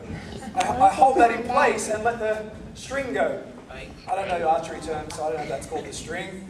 Okay, but I let this go, not that go. So it's the same. This holds its place. Its role is to stand firm. I'm not moving anywhere. If anything, its role is just to, like Sun Chin, just to edge forward an inch. And the right hip, oh God. The right hip has a role. Hey? So the right hip has a role. So when we're in a short stance, these hip tremors working in sync, Gamaku, adds power. Because it's a short and it's just like boom, boom. It's creating a small tremor. The small circle drives the big circle, it gives power. When you're in Hanmi, so anytime you're 45 and you want to use your hips, like a fighting stance is 45, or there's many blocks in kata where we're like this. MP is another example there. When the left hip goes back, you lose in all your power. Each side, left and right, has to know its role. Sometimes that role is hold position, and the other one's role is to push. And when does that other one push? You know, you'll see Basai here, hips square up, block. Power on my prep. Why do I need power on my prep? No power on my block. Isn't that when I want power? So the left hip doesn't move back, the right hip, oh, sorry about this, the right hip should move forward. But when does the right hip move forward? Now, when it wants the strength behind it. Hey? Senpai is the same, you'll see this. See that? And now there's no hip in this. So one, and this is common in senpai as well, by the way. The circle that stops. The circle never stops. I don't need power here. I just want to do a small sotuke as I prep. And then renuke and now is when I want, sorry, very little movement today. Now is when I want power. Hey? Just want you to again, go away for a few minutes, just a couple of minutes. Have a drink if you want, by the way. A couple of minutes. Think of when am I working from Hanmi to Shomen? And then how am I using my hips? Because if you don't think about that and make changes, you're just reinforcing bad habits. And then, especially if you're an instructor, monkey see, monkey do, your students look at that and go, oh, okay, and then you've got students going like this in Kumite. Losing reach, losing power. And you've got students doing this in Kata. Losing reach, losing power, versus pushing into what you're doing. And again, that's why sometimes you'll see, Zach doesn't do this, by the way, but sometimes you'll see someone in Kata and go, whoa, like Ryan, he was really quick in Kata. You watch him in Kata and go, whoa, that's fast. And not those guys, by the way. But you watch them and go, whoa, that's fast. But there's something that doesn't look right. That's what it is. They're sending energy in the wrong direction. It's speed with a complete compromise of physics. It doesn't get a tick of approval from the physics professor who's standing out the front going, I'm a physics professor. And that doesn't make any sense at all. That's not how it's got to be. So your left and your hip have to know their role. So on these, yes, you want to get the tremors happening. You want to get the tremors happening in a sun chin. But whenever you're in a long stance, Hanmi to Zenkutsudachi, each hip has to know their role. And I pointed this out to someone before as well. All stances, natural posture, apart from sun chin. So here's my natural posture. Sun chin, I move my buttock in an inch. I can't do it because of my back. I move it in an inch. But here's my natural posture, yes? Cat stance, natural posture. Zenkutsudachi, natural posture. Sumo, not this. Okay, I can't do it. You see that in sumo sometimes? Natural posture. Zenkutsudachi, back stance. Every stance, natural posture. So don't suck the bum in, because sometimes that's sucking the backside in kills your movement in your hips because it's contracting all the muscles around it, and it's also impacting your strength because I'm most strong when I'm in my natural posture. So karate is about working from natural postures, so that's important as well to keep in mind. And the last thing to do with that is, again, it was the kankurai example where someone's like this, and you see it all the time, and if I was to stand up, that's the posture. See how that's not my natural posture? Boom, boom. Boom, boom. Again, I can't do it. But if I'm here, that's my natural posture. So always work within the framework of your natural posture. That's not my natural posture. Not my natural posture. So when you're working with your hips, when this happens, this tends to happen. More so in guys, because we just have a natural inkling to want to use our arms. I'm a rock climber, and you watch guys that are rookies, and they just, look how strong I am. And then they're like, I can't go again. Where ladies, naturally, beginners, naturally, I've got to use my legs, and I've got to keep my hips close to the wall, and I want to use my center of gravity, and they may not get up the wall as quick, but an hour later they're still climbing, and the guys are just, I'm spent, because we just want to use our arms. I'm being sexist, because not every guy's like that, not every woman's like that, but generally, it's a guy thing to be sort of up here. And that's why, honestly, I prefer watching the girls do kata, because I think it often looks neater, cleaner, just maybe the guys have more explosion, but again, what's the point of being explosive if it looks like it's not going to hurt Brock Lesnar? So, that looks really good. It wouldn't hurt someone bigger than you, so what's the point? Okay. So, work on any hip movement. When do I move my hips and what's it doing to my posture? Hey, a couple of minutes, go. Move. So, Zenkutsudachi. So, Hanmi. That's it. Don't let that knee collapse. Don't let that knee collapse. Okay. So, push this hip forward. Just posture up. So push this hip forward. This can push like an inch max, but if it starts to look like it's not Zenkutsudachi anymore, like that, that's where it's too much. Okay? So go back to Hanmi. So we want to go Shomen. Boom. There and back. There. So we've got, again, from a physics perspective, it's not just rotational power, it's also acceleration power, because it's mass. The formula for power is not mass by acceleration, but it's kind of a very generic version of that. I mean, that's a very generic way of explaining it. Like, I'm mass. Everyone has mass. Everyone has weight. Whether you're 5 kilos or 5,000 kilos, everyone has weight. And the faster that weight travels, the more power you've got, right? So, power, mass, your mass times the acceleration. But it's actually not that, because the formula is like speed squared by this times energy. It changes because speed is more important than mass. Like a toilet roll going 300 k's an hour will knock you out and kill you. Where, you know, a mini miner going 1 kilometre an hour is just going to bump you a little bit. So speed's more important. But anyway, as a general rule, mass times acceleration. So this has got acceleration, but only through torque. But I'm not sending my mass forward into the target. Follow? So I want to have torque as well as some mass travelling in that direction. Boom. So you'll see kumite punches, not just this, or not just this, but they'll go into it. And so kumite, you'll often go, and you'll see again, professional boxers, they'll hit here. Their weight is over this shoulder. Again, I'm not an expert, so don't critique me. But no, I really don't know much about boxing. But I do know you see them and their weight is forward, but then they'll obviously restabilise it afterwards. You're not allowed to do that in kata. But at the same time, you don't just always have to have no mass. Moving forward, you're allowed to have that little bit of body. How good an artist am I? I'm in the wrong class here. So body and lungs have to work in sync. And that's breath, by the way. So your body must work in breath, in sync. And when that happens, that's what I love. When it's all working in sync.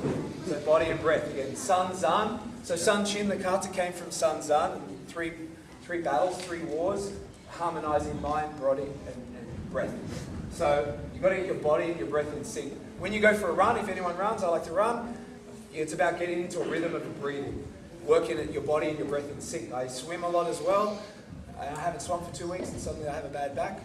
But anyway, when you swim, it's about getting into a rhythm with your breath. Kata is about getting into a rhythm with your breath. And so many times people don't breathe in rhythm and they just get worn out from kata. Kata is supposed to look effortless, and it's meant to look like you're fighting an opponent, not your own body. And when these are out, it looks like you're fighting your own body. So, and if you've got the flag system for tournaments, you're going to get worn out very quickly. And then by the last round, when you want to be at your best, you're not at your best. Or if you get to kumite after doing 5 kata, you're not at your best for kumite against someone who lost first round and doesn't have to do any more kata. Or if you're in a grading and it's a black belt grading, you've got to do first, second, Saifa Basai, Seiyonshin Empi, Sansaru Seppai, and you want to be awesome in your Seppai without being first kata, second kata, Saifa Basai, Seiyonshin Empi, and it just kind of goes in this downhill spiral because these aren't in sync. So your body and your breath have to be together. The timing of all slow moves is the timing of your breath.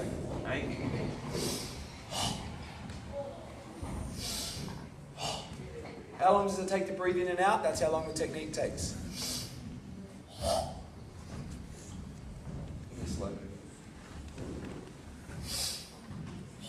That's a longer move, but anyway, it's meant to be medium pace, by the way. We used to do this very slow, but now it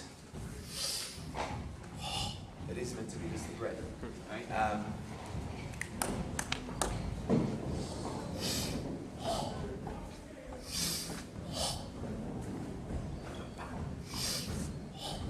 Everything is just breathe in, breathe out. When we breathe in, right? When I breathe in, things go in. When I breathe out, things go out. When I breathe in, things go in. When I breathe out, things go out. When I breathe in, things go in. When I breathe out, things go out. Can't think of any more. I'm sure there's hundreds of them. So when I breathe in, things go in. When I breathe out, things go out. So we're sort of like, suck the breath in, we bring things into our body, we explode out. Right? Making sure when we're doing fast moves, we're not over-breathing. And making sure that between breaths, between movements, on a 2-syllable movement, when we go in, before we go out, when we go in, what do? You don't breathe this loud. You don't know what I'm doing if I don't make noise. Breathe in, breathe out. Breathe in, breathe out. So even in a fast move, it just happens quick. Slow move. Make sense? Fast move, bang, protect yourself, new direction, protect yourself.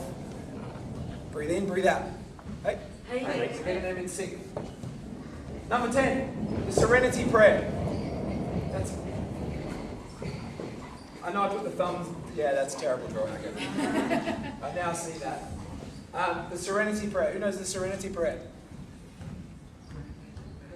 The serenity to accept the light. So grab me the courage to accept the Serenity to accept the things I can. I'll get the serenity. Accept the things I cannot change. Change the things I can. This will take. There you go. You hear that? No? Too bad. There'll be another matinee performance at 9 p.m. Grant me, it doesn't matter if you pray or not, it's just grant me affirmation. Think of it as affirmation. Prayer is affirmation. Grant me the serenity. Kids, you know what serenity is? Very good. Grant me the serenity to accept the things I cannot change. Can't move my back today, I have to accept that. The courage to change the things I can, and the wisdom to know the difference. So, a lot of the time, people get frustrated over things they can't do in kata, you know, and they don't focus on their positives. You know, like let's say, pick someone small. Okay, like you think of someone who's small, and I had Jacob yesterday. You know, Jacob's agile. Jacob Horn, if you know him, he's agile. He's light. He's fast. He's nippy. Bah, bah, bah, bah. And someone might do kata and go, "Oh, it's not fair. He's so light and agile and nippy." But then I can grab him and throw him around like a rag doll. And someone else might be, I feel like I'm slow because I'm carrying too much weight. It's like, but I can grab you and I can hardly move you. He's got speed, you've got stability. He's got speed to attack, but if I get him, he's gone. You may not have the speed to get me, but if I get you, it's still game on. You've got to focus on the things that you're good at.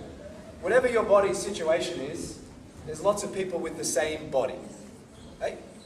Some of the, and I'm just taking you out of the picture for the moment, but using your situation, your circumstance. So someone has your circumstance and feels awesome because they see the awesomeness of their situation. I'm a bit slower, I'm a bit short, like Shihan's pretty short, he does all right. In fighting, spars big guys, he does all right. Like, he's quite short, but he'll be like, no, that's all right, there's less of you to hit, there's less of me for you to hit. And it's easier for me to block all this, and then I've got short and I'm compact and I've got a lower center of gravity, so if I get you, you're going to get hit, and you're going to get hit 5 times. Bah, bah, bah, bah. It make sense? Hey. But there's other people who are, I'm just short. Oh no, this is so hard for me. Woe is me, I'm short. And then you've got someone who's tall, it's like, oh, there's so much target. People just get inside me and I don't know what to do. And the others people are like, I'm tall and I've got all this reach and you can't touch me. And, you know, like it's just, it's not the reality, it's the perception of the reality. So often we focus on our shortcomings, we feel crap about our situation, where our situation's not that bad if we change our perception of the situation. Hey? But we need to have the courage and the wisdom to know that there are things we can change. Flexibility is something I can control. Speed is something that I have some control over. Endurance is something that I have some control over. Knowledge is something that I have some control over. So you've got to identify the things where you can change and work on changing them. Other times you might go, my knees are dodgy, I can't do the MP jump. So don't do the MP jump, who cares? Why don't you have the serenity to accept that you can't do the MP jump? It's just, why you beat yourself up? Why are you a slave to that type of thinking when you just can't do something? So be it. You can't do the MP jump, so what? I can't make kibadach. I have 2 fused ankles. I cannot make kibadach. I just accept that. Make sense? But I control the things that I can control. Right? That's important for kata, so you always feel good about your kata, rather than focusing on the woe is me because of my situation, rubbish. And I get it, some people have better situations with their bodies, some people are broken everywhere, some people are 99 years old and they go, I can't do the MP jump. I totally get that, I get that. I'll jump to number 12 for a moment. Ignorance equals bliss, wrong. Okay, at the moment we have the flag system in tournaments, and obviously gradings, every grade counts. You would never want to lose to someone because you didn't know something in a kata. So, you know, sometimes a student will do a basai in the flag system or at a grading, and you'd be like, oh, that's not how it should be. They go, oh, I didn't know that. It's like, it's on the website for free. Like Shihan does it on the website for free. Free. Go to About GKR and click and you learn how to do basai with Shihan. They show 4 or 5 times, different angles, each technique. So ignorance costs you your grading. Ignorance costs you winning a round in a tournament. Ignorance is costing you even just being centigrating. Why let ignorance have control over you like that? So if there's a kata you need to do, for example, your green belt, you've got cipher, you've got Tegyo Benidan second kata, you've got cipher. If there's a kata for you, you have to know, go out of your way to get the knowledge for that. Have the courage to accept the things you can change. So go out of your way, don't accept ignorance. It's not cool. Hey? I get it with high grade kata, there's little differences and it's funky. Everything Hangetsu and below is on the website, and everything Hangetsu and below, the way it's done on the website, isn't changing because it's on the website. And until we change the videos, we won't change the kata. Which is why Basai, that's not very protective, is it? But that's how it is on the website, so we just say leave it alone. Don't touch it. That's how it is on the website. Because otherwise a student says, I went to your website, or I bought the DVD, and I did it, and I got marked down, or my sensei said I couldn't grade, and we say, sorry, that's our fault. That's not cool. Hey? Yep. So go out of your way to find the knowledge of what you need to do. Bring me up, bring your sensei up, get to class early, stay back late, ask questions, walk up to someone who looks like they know what they're doing and go, excuse me, can I ask your opinion on something? Can you have a look at the way I do this move? Go out of your way to get knowledge. Hey? If you're doing something wrong, you're just creating bad habits, and then those habits are hard to break. Which is why some black belts, for example, that they stop their circles, and suddenly you're like, don't stop your circle. Ah, sorry, sensei, it's a habit. You've got to break that habit. And if you're a lower grade, create a good habit from the beginning. Hey? And number 11 is the balance of bunkai and technique, but we'll get to bunkai when we get to bunkai. So I'll give you an example. Just one example. I'm here with shisoshi. I did the shisoshi one before, yes? 1, 2, 1, 2, 1, 2, 1, 2. For Zach for a moment again. So I'm going to create a bit more space. We might do this as a group with some other kata even. So 5 cents. So in other words, 1, 2, bang. Hey?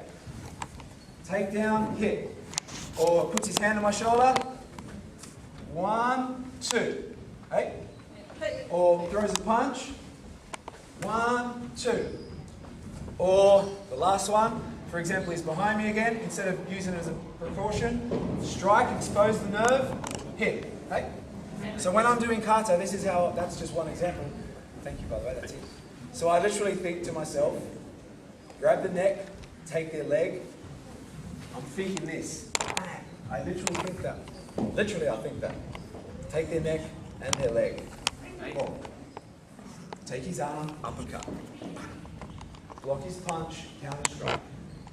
Expose the nerve by hitting the cheek, hit. That's what I'm thinking, but my body does this. Take the leg. Remember, like the bunkai was there. But this is what I'm thinking. Take his arm, uppercut. But that's what happens in my body.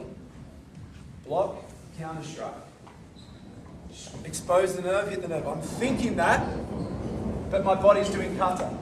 The moment I feel my technique start to slip, something starts to go in my technique, I go back to thinking, circles don't stop, blah, blah, blah, pull back to here, I go back to thinking technique again. So when I do kata, my focus is my goal is to only think of the application. When the applications start affecting the technique, I go back to start thinking about technique only. When I feel I've got a subconscious, unconscious competence, I can do it without thinking, I go back to only thinking about bunkai. When the technique starts to slip, I go back to thinking about technique. When the technique starts to feel like it's unconscious, I go back to thinking about bunkai. That's your goal. You think, but I don't know what to think. I don't know what to think there. Hey? Or Zach again. Okay, for a second. So it's like, I didn't know to think that. I didn't know to think that. Hey? Or can't throw today.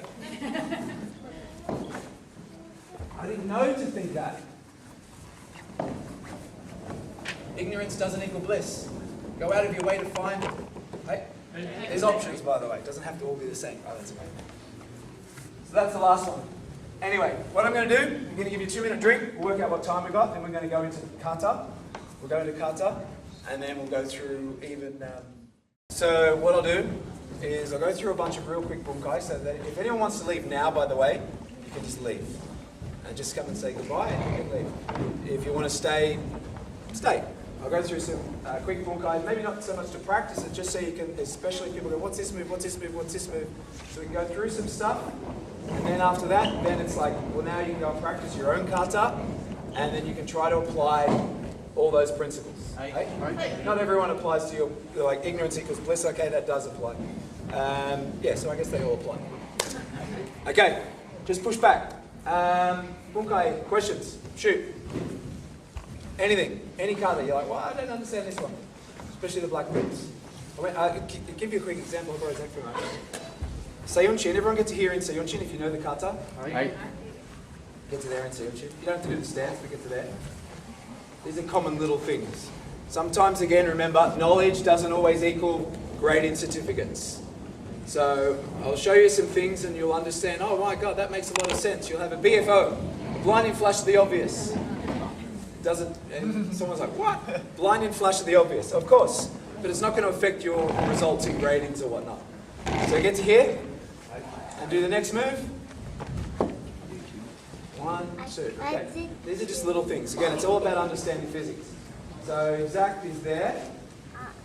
Okay, and he's blocked. We made This it. blocked, and then he grabs my wrist. We made it. Blocks, and he grabs my wrist. Blocks and grabs my wrist. Okay, so I block. I go to resist. I go to grab his wrist. See how I'm collapsing? What's happening is I'm going in and out. In and out. Whenever there's two forces going, if you go with that force, it's almost impossible to go back against that force. Okay? So if I'm going 1, 2, I'm coming in. The moment I surrender, I'm gone and I can't get back. So when I'm here, or here in Seiyunchin, or Seizan, or there's a number of kata where we have these kakes, this stays where it is, and this pushes out. So if you resist, I'm gone. If you resist, make sense? That stays where it is, this pushes out. So it's one of those things, again, it won't affect anyone in the grading to know that versus that. That's going in, that's surrendering this, and that's pushing out against this. And of course you can resist as hard as you want. The moment I just push out, it just totally changes things.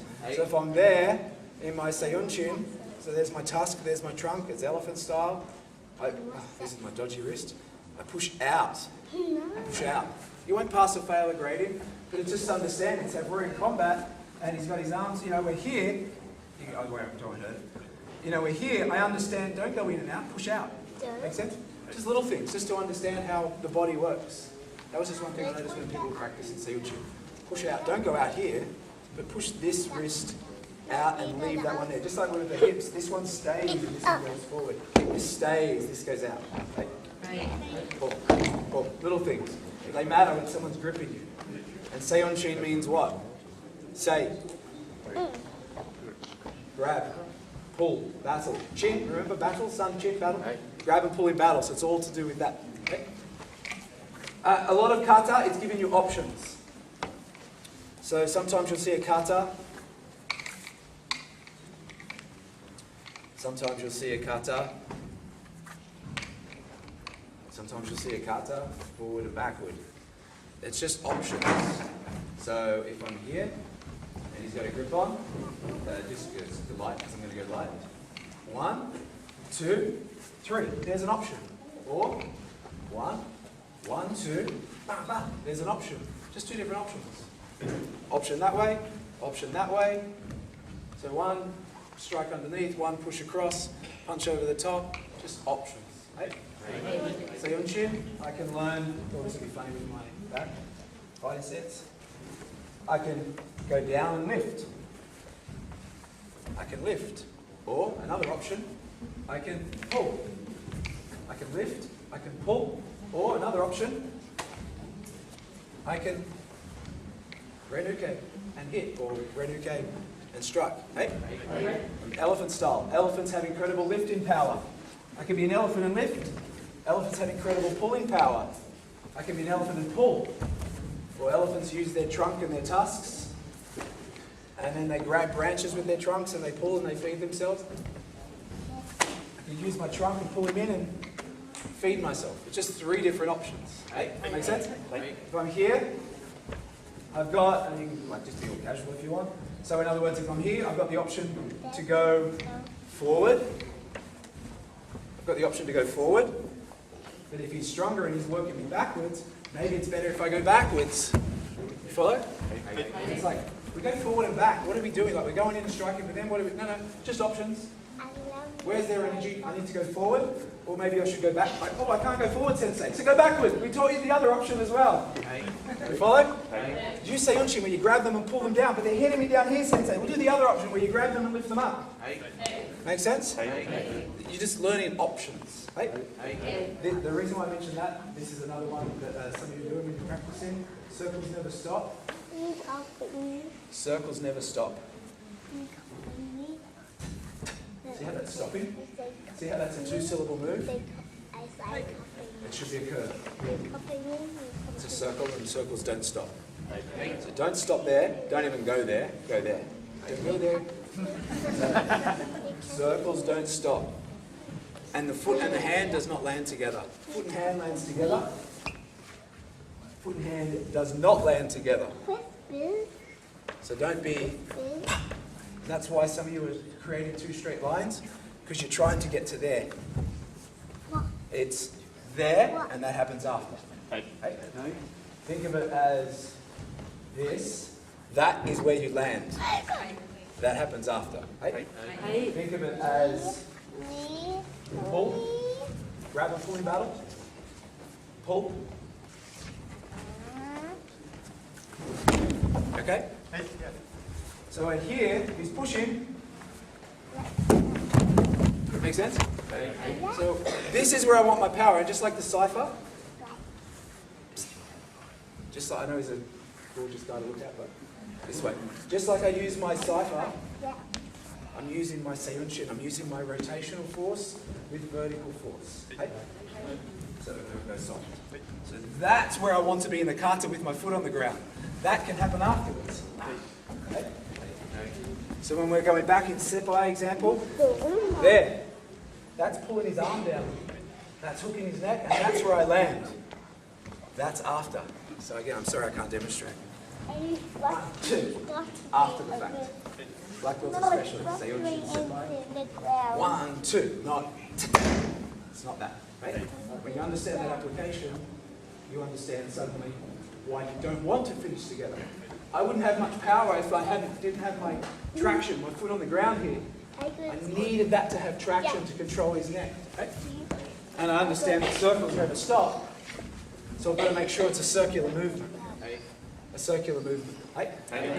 Sometimes kata, again, this is a Kankusho one as well. Protect yourself. New direction. Face a new direction, protect yourself. Versus this. See how I'm not protecting myself? Protect yourself. But also what I'm doing now is I'm creating a circle. So it has to be a circle. So when it goes, that's not a circle, and I'm not protecting myself. Creating circles.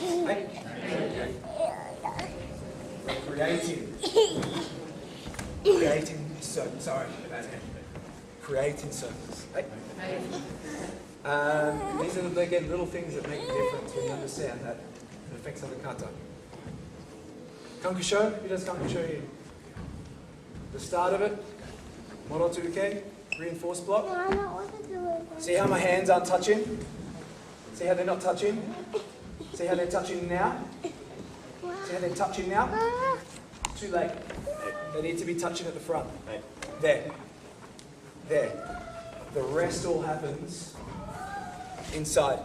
You got a sore wrist. Ryan, I'll grab. Hey, sorry. I know some of you are thinking, again, if you have to go, go, please. I know some of you are thinking, I don't know this kata. This is good to know anyway. White crane, again, lady kata. Grabs. Seiyunshin, man kata. I'm a man, and I will just do this little tiny movement, and I will break that grip because I'm a man. Hey? If he's Brock Lesnar, I'm suddenly a woman. As I'm suddenly the smaller feminine, yang to the yin, etc. I'm not trying to be sexist, I'm just pointing out that they're different styles, feminine and masculine are different styles. So if I was, that's Brock Lesnar, no chance.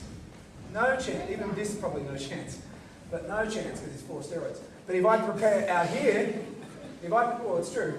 If I prepare out here, see how there's some momentum now? So there's momentum there where there's no momentum in CO2. It relies purely on strength. So I'm creating momentum. But if my habit is to not touch, effectively what I'm doing is this with one arm. And then I'm not going to get to there. I need to just bend the arms a bit just to protect it. I'm not going to do hard. See how I have 2 arms? So I'll do it to you in fact. Okay. Go that way because that's my good wrist. Just try it with one hand first. Push. Okay, now put your other fist there. No, there. Just like the kata. No, fist. Just like the kata. Oh, hey. Just like the kata. Now, put the fist in line with where my wrist is. What are we doing, sorry? Hey. Sorry, I should explain. Put the fist there, now do it. And now without the fist. You follow? Hey. Here, but here, that's where I want the power. Boom. I'm going to do it hard. That goes just so I don't feel hard. 1. Next move. Step 1. Right? So I want power here. Here. Now, this power here, even with me, I was bigger than Ryan, so he was even struggling there. But in the kata, I'm also using that force. Punch. Boom. What about the other 2? Option 1. Option 2. What if there's another guy there? Well, I'll do this side. Make sense? I can do that side if I prefer. I can do that side if I prefer. What if I'm going backwards? I'll go backwards. It's just 3 different options. Just training you for different options. If I'm on this side, the next move, punch, push. If I'm on this side, I might go punch, elbow. But it's just different options. And even from the start,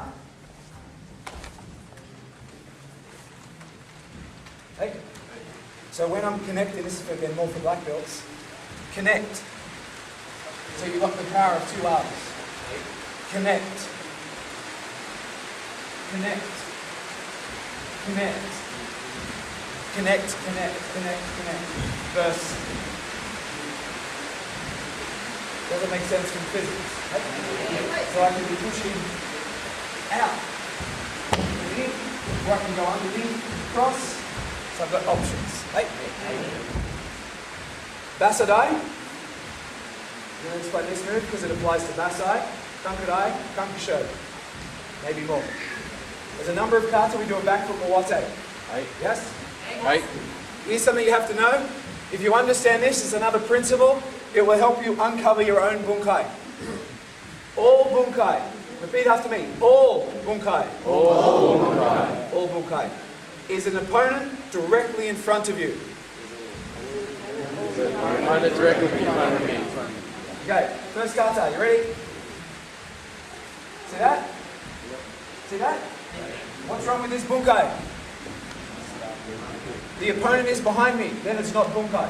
It's just practice of something different. All bunkai is an opponent in front of you. So Basadai grabs. What? Just go soft so I don't go hard. 1, 2, step, new opponent, yes or no? Because where's the opponent? So then what is that? What's not behind me? What is not behind me is another opponent. All bunkai is an opponent there. All bunkai. So when we turn directions in kata, it's not because in first kata that's where the opponent is. The opponent's there, and we're working in relation to somebody there. It's about teaching me, this is from the Bobishi, by the way, this is the Okinawan Karate Bible. So it's, can't be disputed.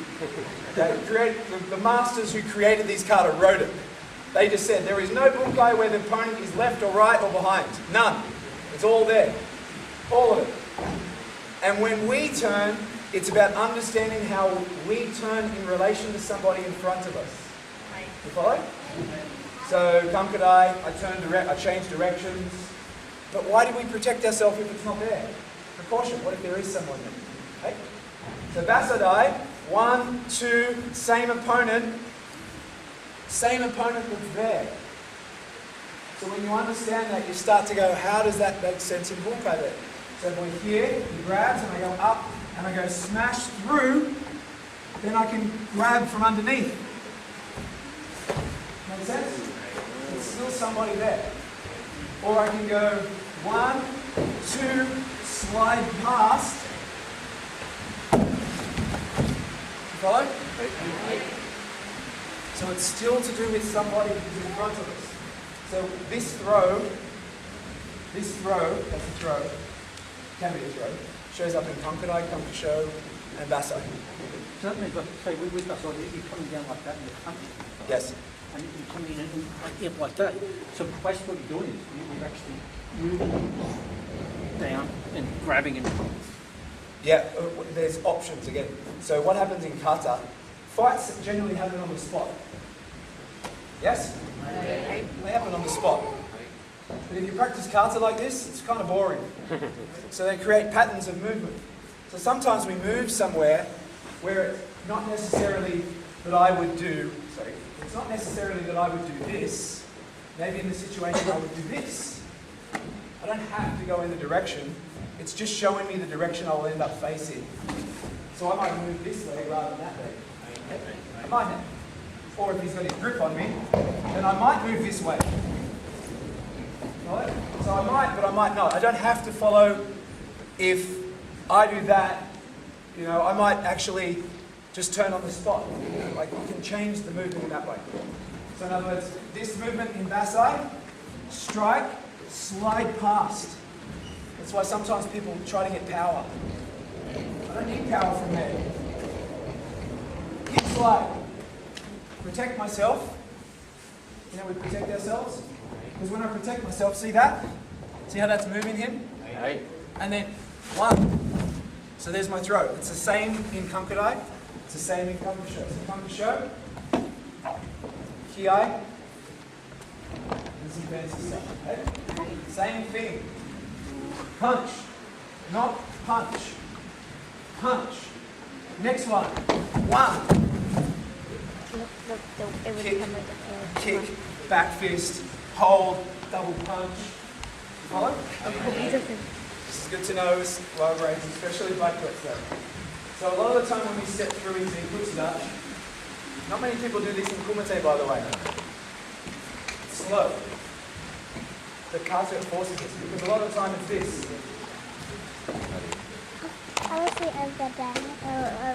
It's the shin to the groin on the way through. And then the hand technique. We just don't do it in the kata. Okay? So I've got 1, 2, Kamkasho. Protect myself because that's this. I've got this happening. Sorry, you don't have to go down to that one. This. So, right? Kamkadai, there's 3 times. We've got this. 3 different options. At the moment, with this leg forward, this is where he's weak. Would you agree? Change legs? Now that's where he's weak. Would you agree? Okay. So change legs again.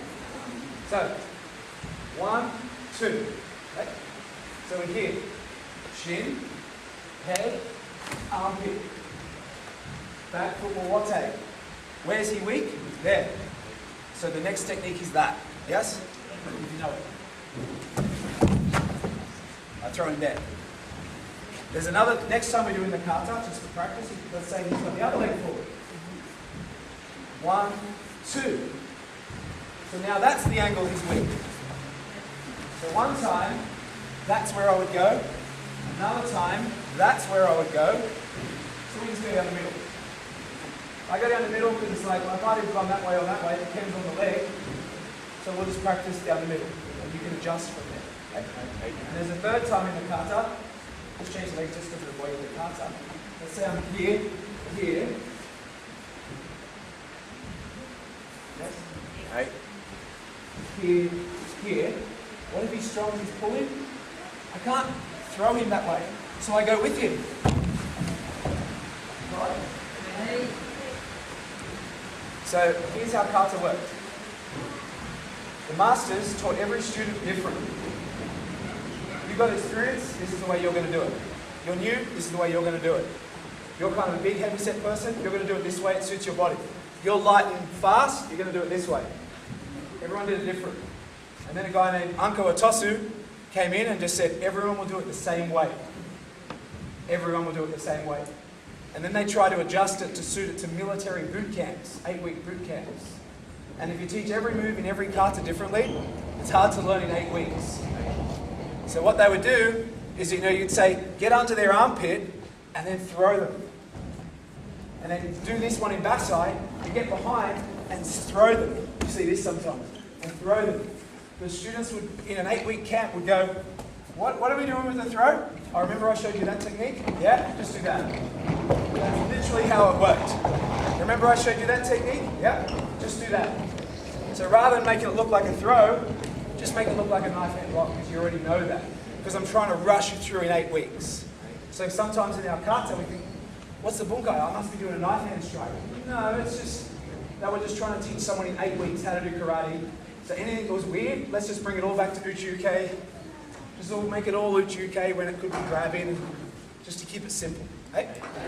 So kankurai, shin, armpit, pull the head in. I can throw him that way, change legs. I can throw him that way, pull towards you. I can throw him that way, I can go with you. 3 different options. Hey? I got asked this recently, someone was at the conference last week. This move in the kankurai? Hey buddy. This is good because it's how to defeat someone on a scooter. Okay? Here, grab. Go this side, there's a better position. Okay, so if we're close, elbow. Elbow. Push down on his arm. Elbow. Push down on his arm. Strike the groin. If I strike the groin, where does his head go? So just go to that part of the punch. 1, 2, 3. That's where we are. Do the next move. Stop there. Sorry.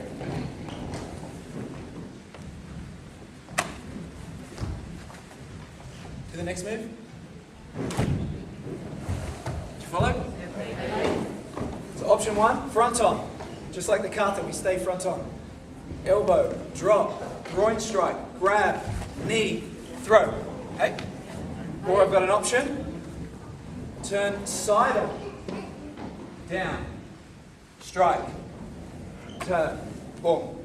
Boom. Just have options. Okay? Make sense? Elbow, pull them in, strike, grab, knee, throw. So there are options. And Jacob asked me about this. Bunkai, that's what we're doing, but he's not even here anymore. Bunkai questions. Shoot. Moves that follow that sequence. Can you discuss that? Yeah, there's lots of different funky ones. Because while we do the move like this, there's talk of getting it more to the traditional. So while we do this, I kind of ignore that one. But you got different options of just block, absorb, and block. Front kick, for example. Boom, absorb, and front kick punch, boom, absorb, bang. I usually, here's another Bobishi thing for you. Kata is only designed to take you from a disadvantaged position to an advantaged position. So if someone's here and he does a front kick, I'm going to use my basics because that's more entrenched in me. Am I disadvantaged? Am I disadvantaged? No. So why would I use kata? When I might have learned bunkai once or twice, but I've learned how to spar. And I've learned basics. So I'm just going to use basics. I'm not disadvantaged. Boom. Boom. So he's going to use basics. He can use basics. But if I've got him here, it's harder for him to use basics. So now you need bunkai. So bunkai is designed to take you from a disadvantaged position. So yeah, block a front kick, but I'm not going to block a front kick like that. You don't tell me how to block a front kick because I'm not in a disadvantaged position. I'm going to do what I choose to block a front kick with. So it's more to do with grabbing. You've got ideas to get a pull and then strike. 1, 2, 1, 2.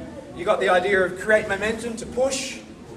1, there's funky little things. You can create your own, but you can create your own to generate power to go up, push down on an arm to strike up. This is generally seen as turning to do this. You can also turn a lot of throws, if you know judo, work from cross grab throws. They work from these throws. There's a lot of options. It's kind of a funky one. Questions? Any kata? The starter senpai. The starter seppai, yeah, there's a lot of different options for that. Grab. Again, fighting stance. Fighting stance. I don't need seppai, do I? Why? I'm not disadvantaged, so I'm going to use what I'm most trained at. If he's grabbed me to headbutt, headbutt that. Make sense? Chop. If he's grabbed me, I can up to prevent a headbutt, or I can use it as an uppercut. Hey? Or there. Or if he's really close and he's got bad breath, I can create an elbow strike. Then I can chop down, or what I prefer is to go over the arm. Over the arm. To the next move. To the next move. Make sense? Sorry, I just rose. That's the bunkai of how to undress yourself. When I go home, I just do senpai and I just go straight into the shower. So if there's a grip, protect yourself from a headbutt. This, control the hand. Control the hand. Control the hand. Okay? Control the hand, protect the headbutt. Arm then could be a strike, or it can go over the arm. Because if I've got this hand's probably going to start punching me. But that arm can protect that. Then we bring this hand together in the kata. Punch me. Make sense? And then we go in and out. That. Follow? 1, 2, 3. If you know Sanseru. You know Sanseru? You just saw Seppai? I'll show you Sanseru. What did you notice? Same. Same. Seppai, Sanseru. Same idea. Same idea. Questions? These positions between this. Yeah. Is that about the same as in from Soshin? Yeah. Okay. Work off a grab. Again, when we're here, commentate. You don't tell me how to fight. If you come in tomorrow, we're going to go through different personalities of combat, working out what your personality is, working out what your temperament is, and then fighting according to you, rather than I tell you how to fight. You go, hey, that's your body, I'm different. Well, that's your mind, I'm different. I like to do this, so you've got to work to yourself. So here, no one tells me how to fight him. But once we're in here in fighting, that's when, oh God, I can't do what I want to do. Maybe I'll bring out some combat. So one, from here, I've got the idea of breaking and striking. Okay? Striking. I've got the idea of then taking down. Okay? So again, generally, because the opponent is here, never there. It's always an opponent here. I can break, take down. I can break, grab. Ah, that's my bad wrist. You like that? Oh, sorry. When you was like, oh, he doesn't like that. But he's going to start hitting with the other hand. Next one. Follow? So when I'm thinking of it like this, what on earth? But when I understand it like this, then suddenly it makes more sense. Suddenly it makes sense of that and that work. Oh, that seems to work well. Yeah. Bang, bang. So like Kurumfa again. Similar. Very similar. Okay. Even one, just go light so I don't have to do it hard. 1, 2, 3. But again, it's like, if this is a takedown, that's great, but why is this hand just doing that? But that's where I can control him on the way down, so I know where he's going to be on the way down. Or if I go over the top and he doesn't go down, I can go to this one again. And then he hits me again, that one again, and back to that one again. So So it's Soshin, same. Again, it's easy to develop yourself when you're seeing someone in front of you. You're like, well, if I'm doing this and I'm circling, I'm getting inside their grip. And if I'm doing this and it's someone in front of me, usually the answers start to present themselves. Okay? Questions? Questions? Yeah. Just in Cypher, the transition to that one and then that. Yep. Just that whole section. Okay. Let's do a 5-minute drill with a partner. So, because then we're going to do some chess for 5 minutes and then we'll practice kata. Bunkai chess. You know in chess I go, there's my move. What are you going to do?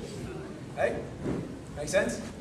So it's like bunkai chess. I don't know, it might be Seizan. Divided sense? Seizan. Ba, ba, ba. But I just get to there, that's my move. I can only do one move at a time. Now it's your turn. And I just have to let you do whatever you're going to do. From here. Yeah. But what kata is that? Okay? Step by. What's your move? It becomes bunkai chess.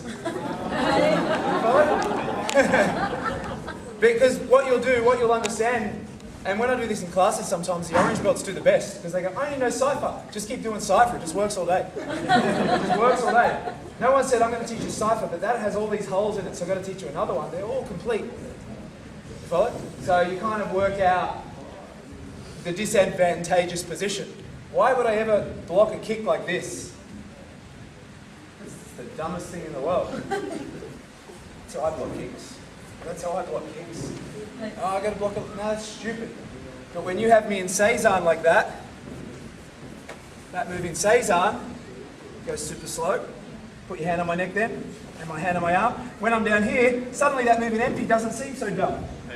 Make sense? So you find yourself in some weird positions. You go, this is a weird position. Hang on, in empty I'm like this, so what do I do from empty? Okay.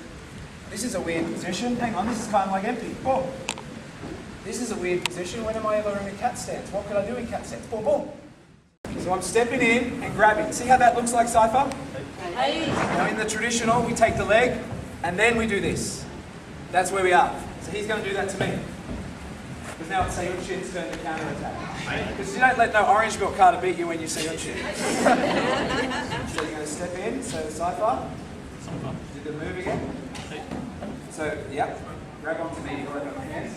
Go super slow. Go to my back. Take my leg. Back fist.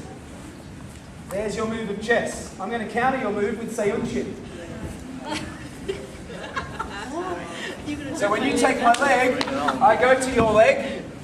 Why would I do, a different kata when I'm down there? He takes my leg, I'll go with it, and work my Sayunshin and just lift him up and tip him over. Hey. So one side, step in between their legs and take their front leg out. As you pull. That's not in the kata, that's in the kata, but we just add that. Traditional version. And hit. But as you take their leg, they're going into sumo stance, so then take your leg and lift you on your head. Don't worry, Cypher's going to come back from that. Go! Okay, so I'm going to counter that with Cypher. So Cypher, Sayunshin, Cypher. Lift. So if he lifts now, he's only going to hurt his groin. Cypher. Follow? So if he's going to take my leg like a good Sayunshin person, there's Cypher. He can't lift anymore. If you watch UFC, you see this all the time. Someone goes to take a leg and the other person's just doing this. There. If he tries to take my hand off his head, my hand, that's my busted hand as well. There. You follow? And now while I got him there, I might even do this.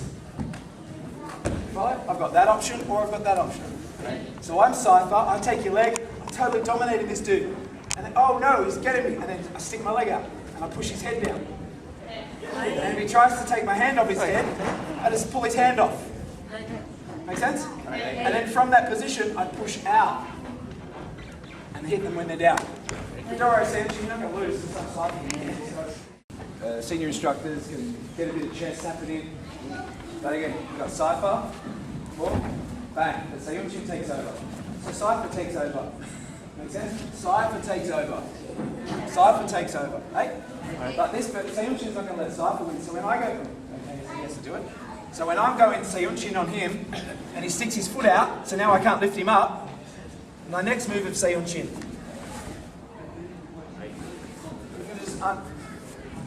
Yes, I step forward, but in this case I'm going to unthread his leg. I can't do it properly because of my back.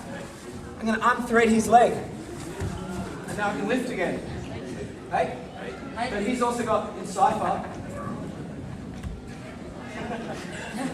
Makes sense? So I'm here, and here, head on the outside, just because that's how you would do it, so I can't hit you. So he's going to thread around and get to the outside of my leg here. And then I've got my cipher here and here. Make sense? And here. Hitting from behind. Hey? But if he had that to me where he's pulled out from the back, so remember he had me here. When I had his leg, he pulled me here. And then he got out behind. Well, then I've got my third move of Seiyunchin. Right? You just keep going. I go through the whole cycle of Seiyunchin. But that's something you practice with your bunkai chess. You've got to get out because it's a basketball game. So it's something where you can just think, I'm going to do it. Grab. Okay? First kata. That's pretty easy. So he's going to do a kata of his choice. And then I'll let him get to that. Whatever you want, not enough. Aha! So he's got that. Make sense? So I'm going to go kurufa. And he's got another choice. Oh, nice on the back. Oh, there. Okay, I'll do Seiyunchin, etc. Or I'll do seppai. Sorry, right? Or I'll do seppai. Or I'll do whatever you want to do. And you just go back and forward, back and forward. And it's how you develop your awareness. Let's go.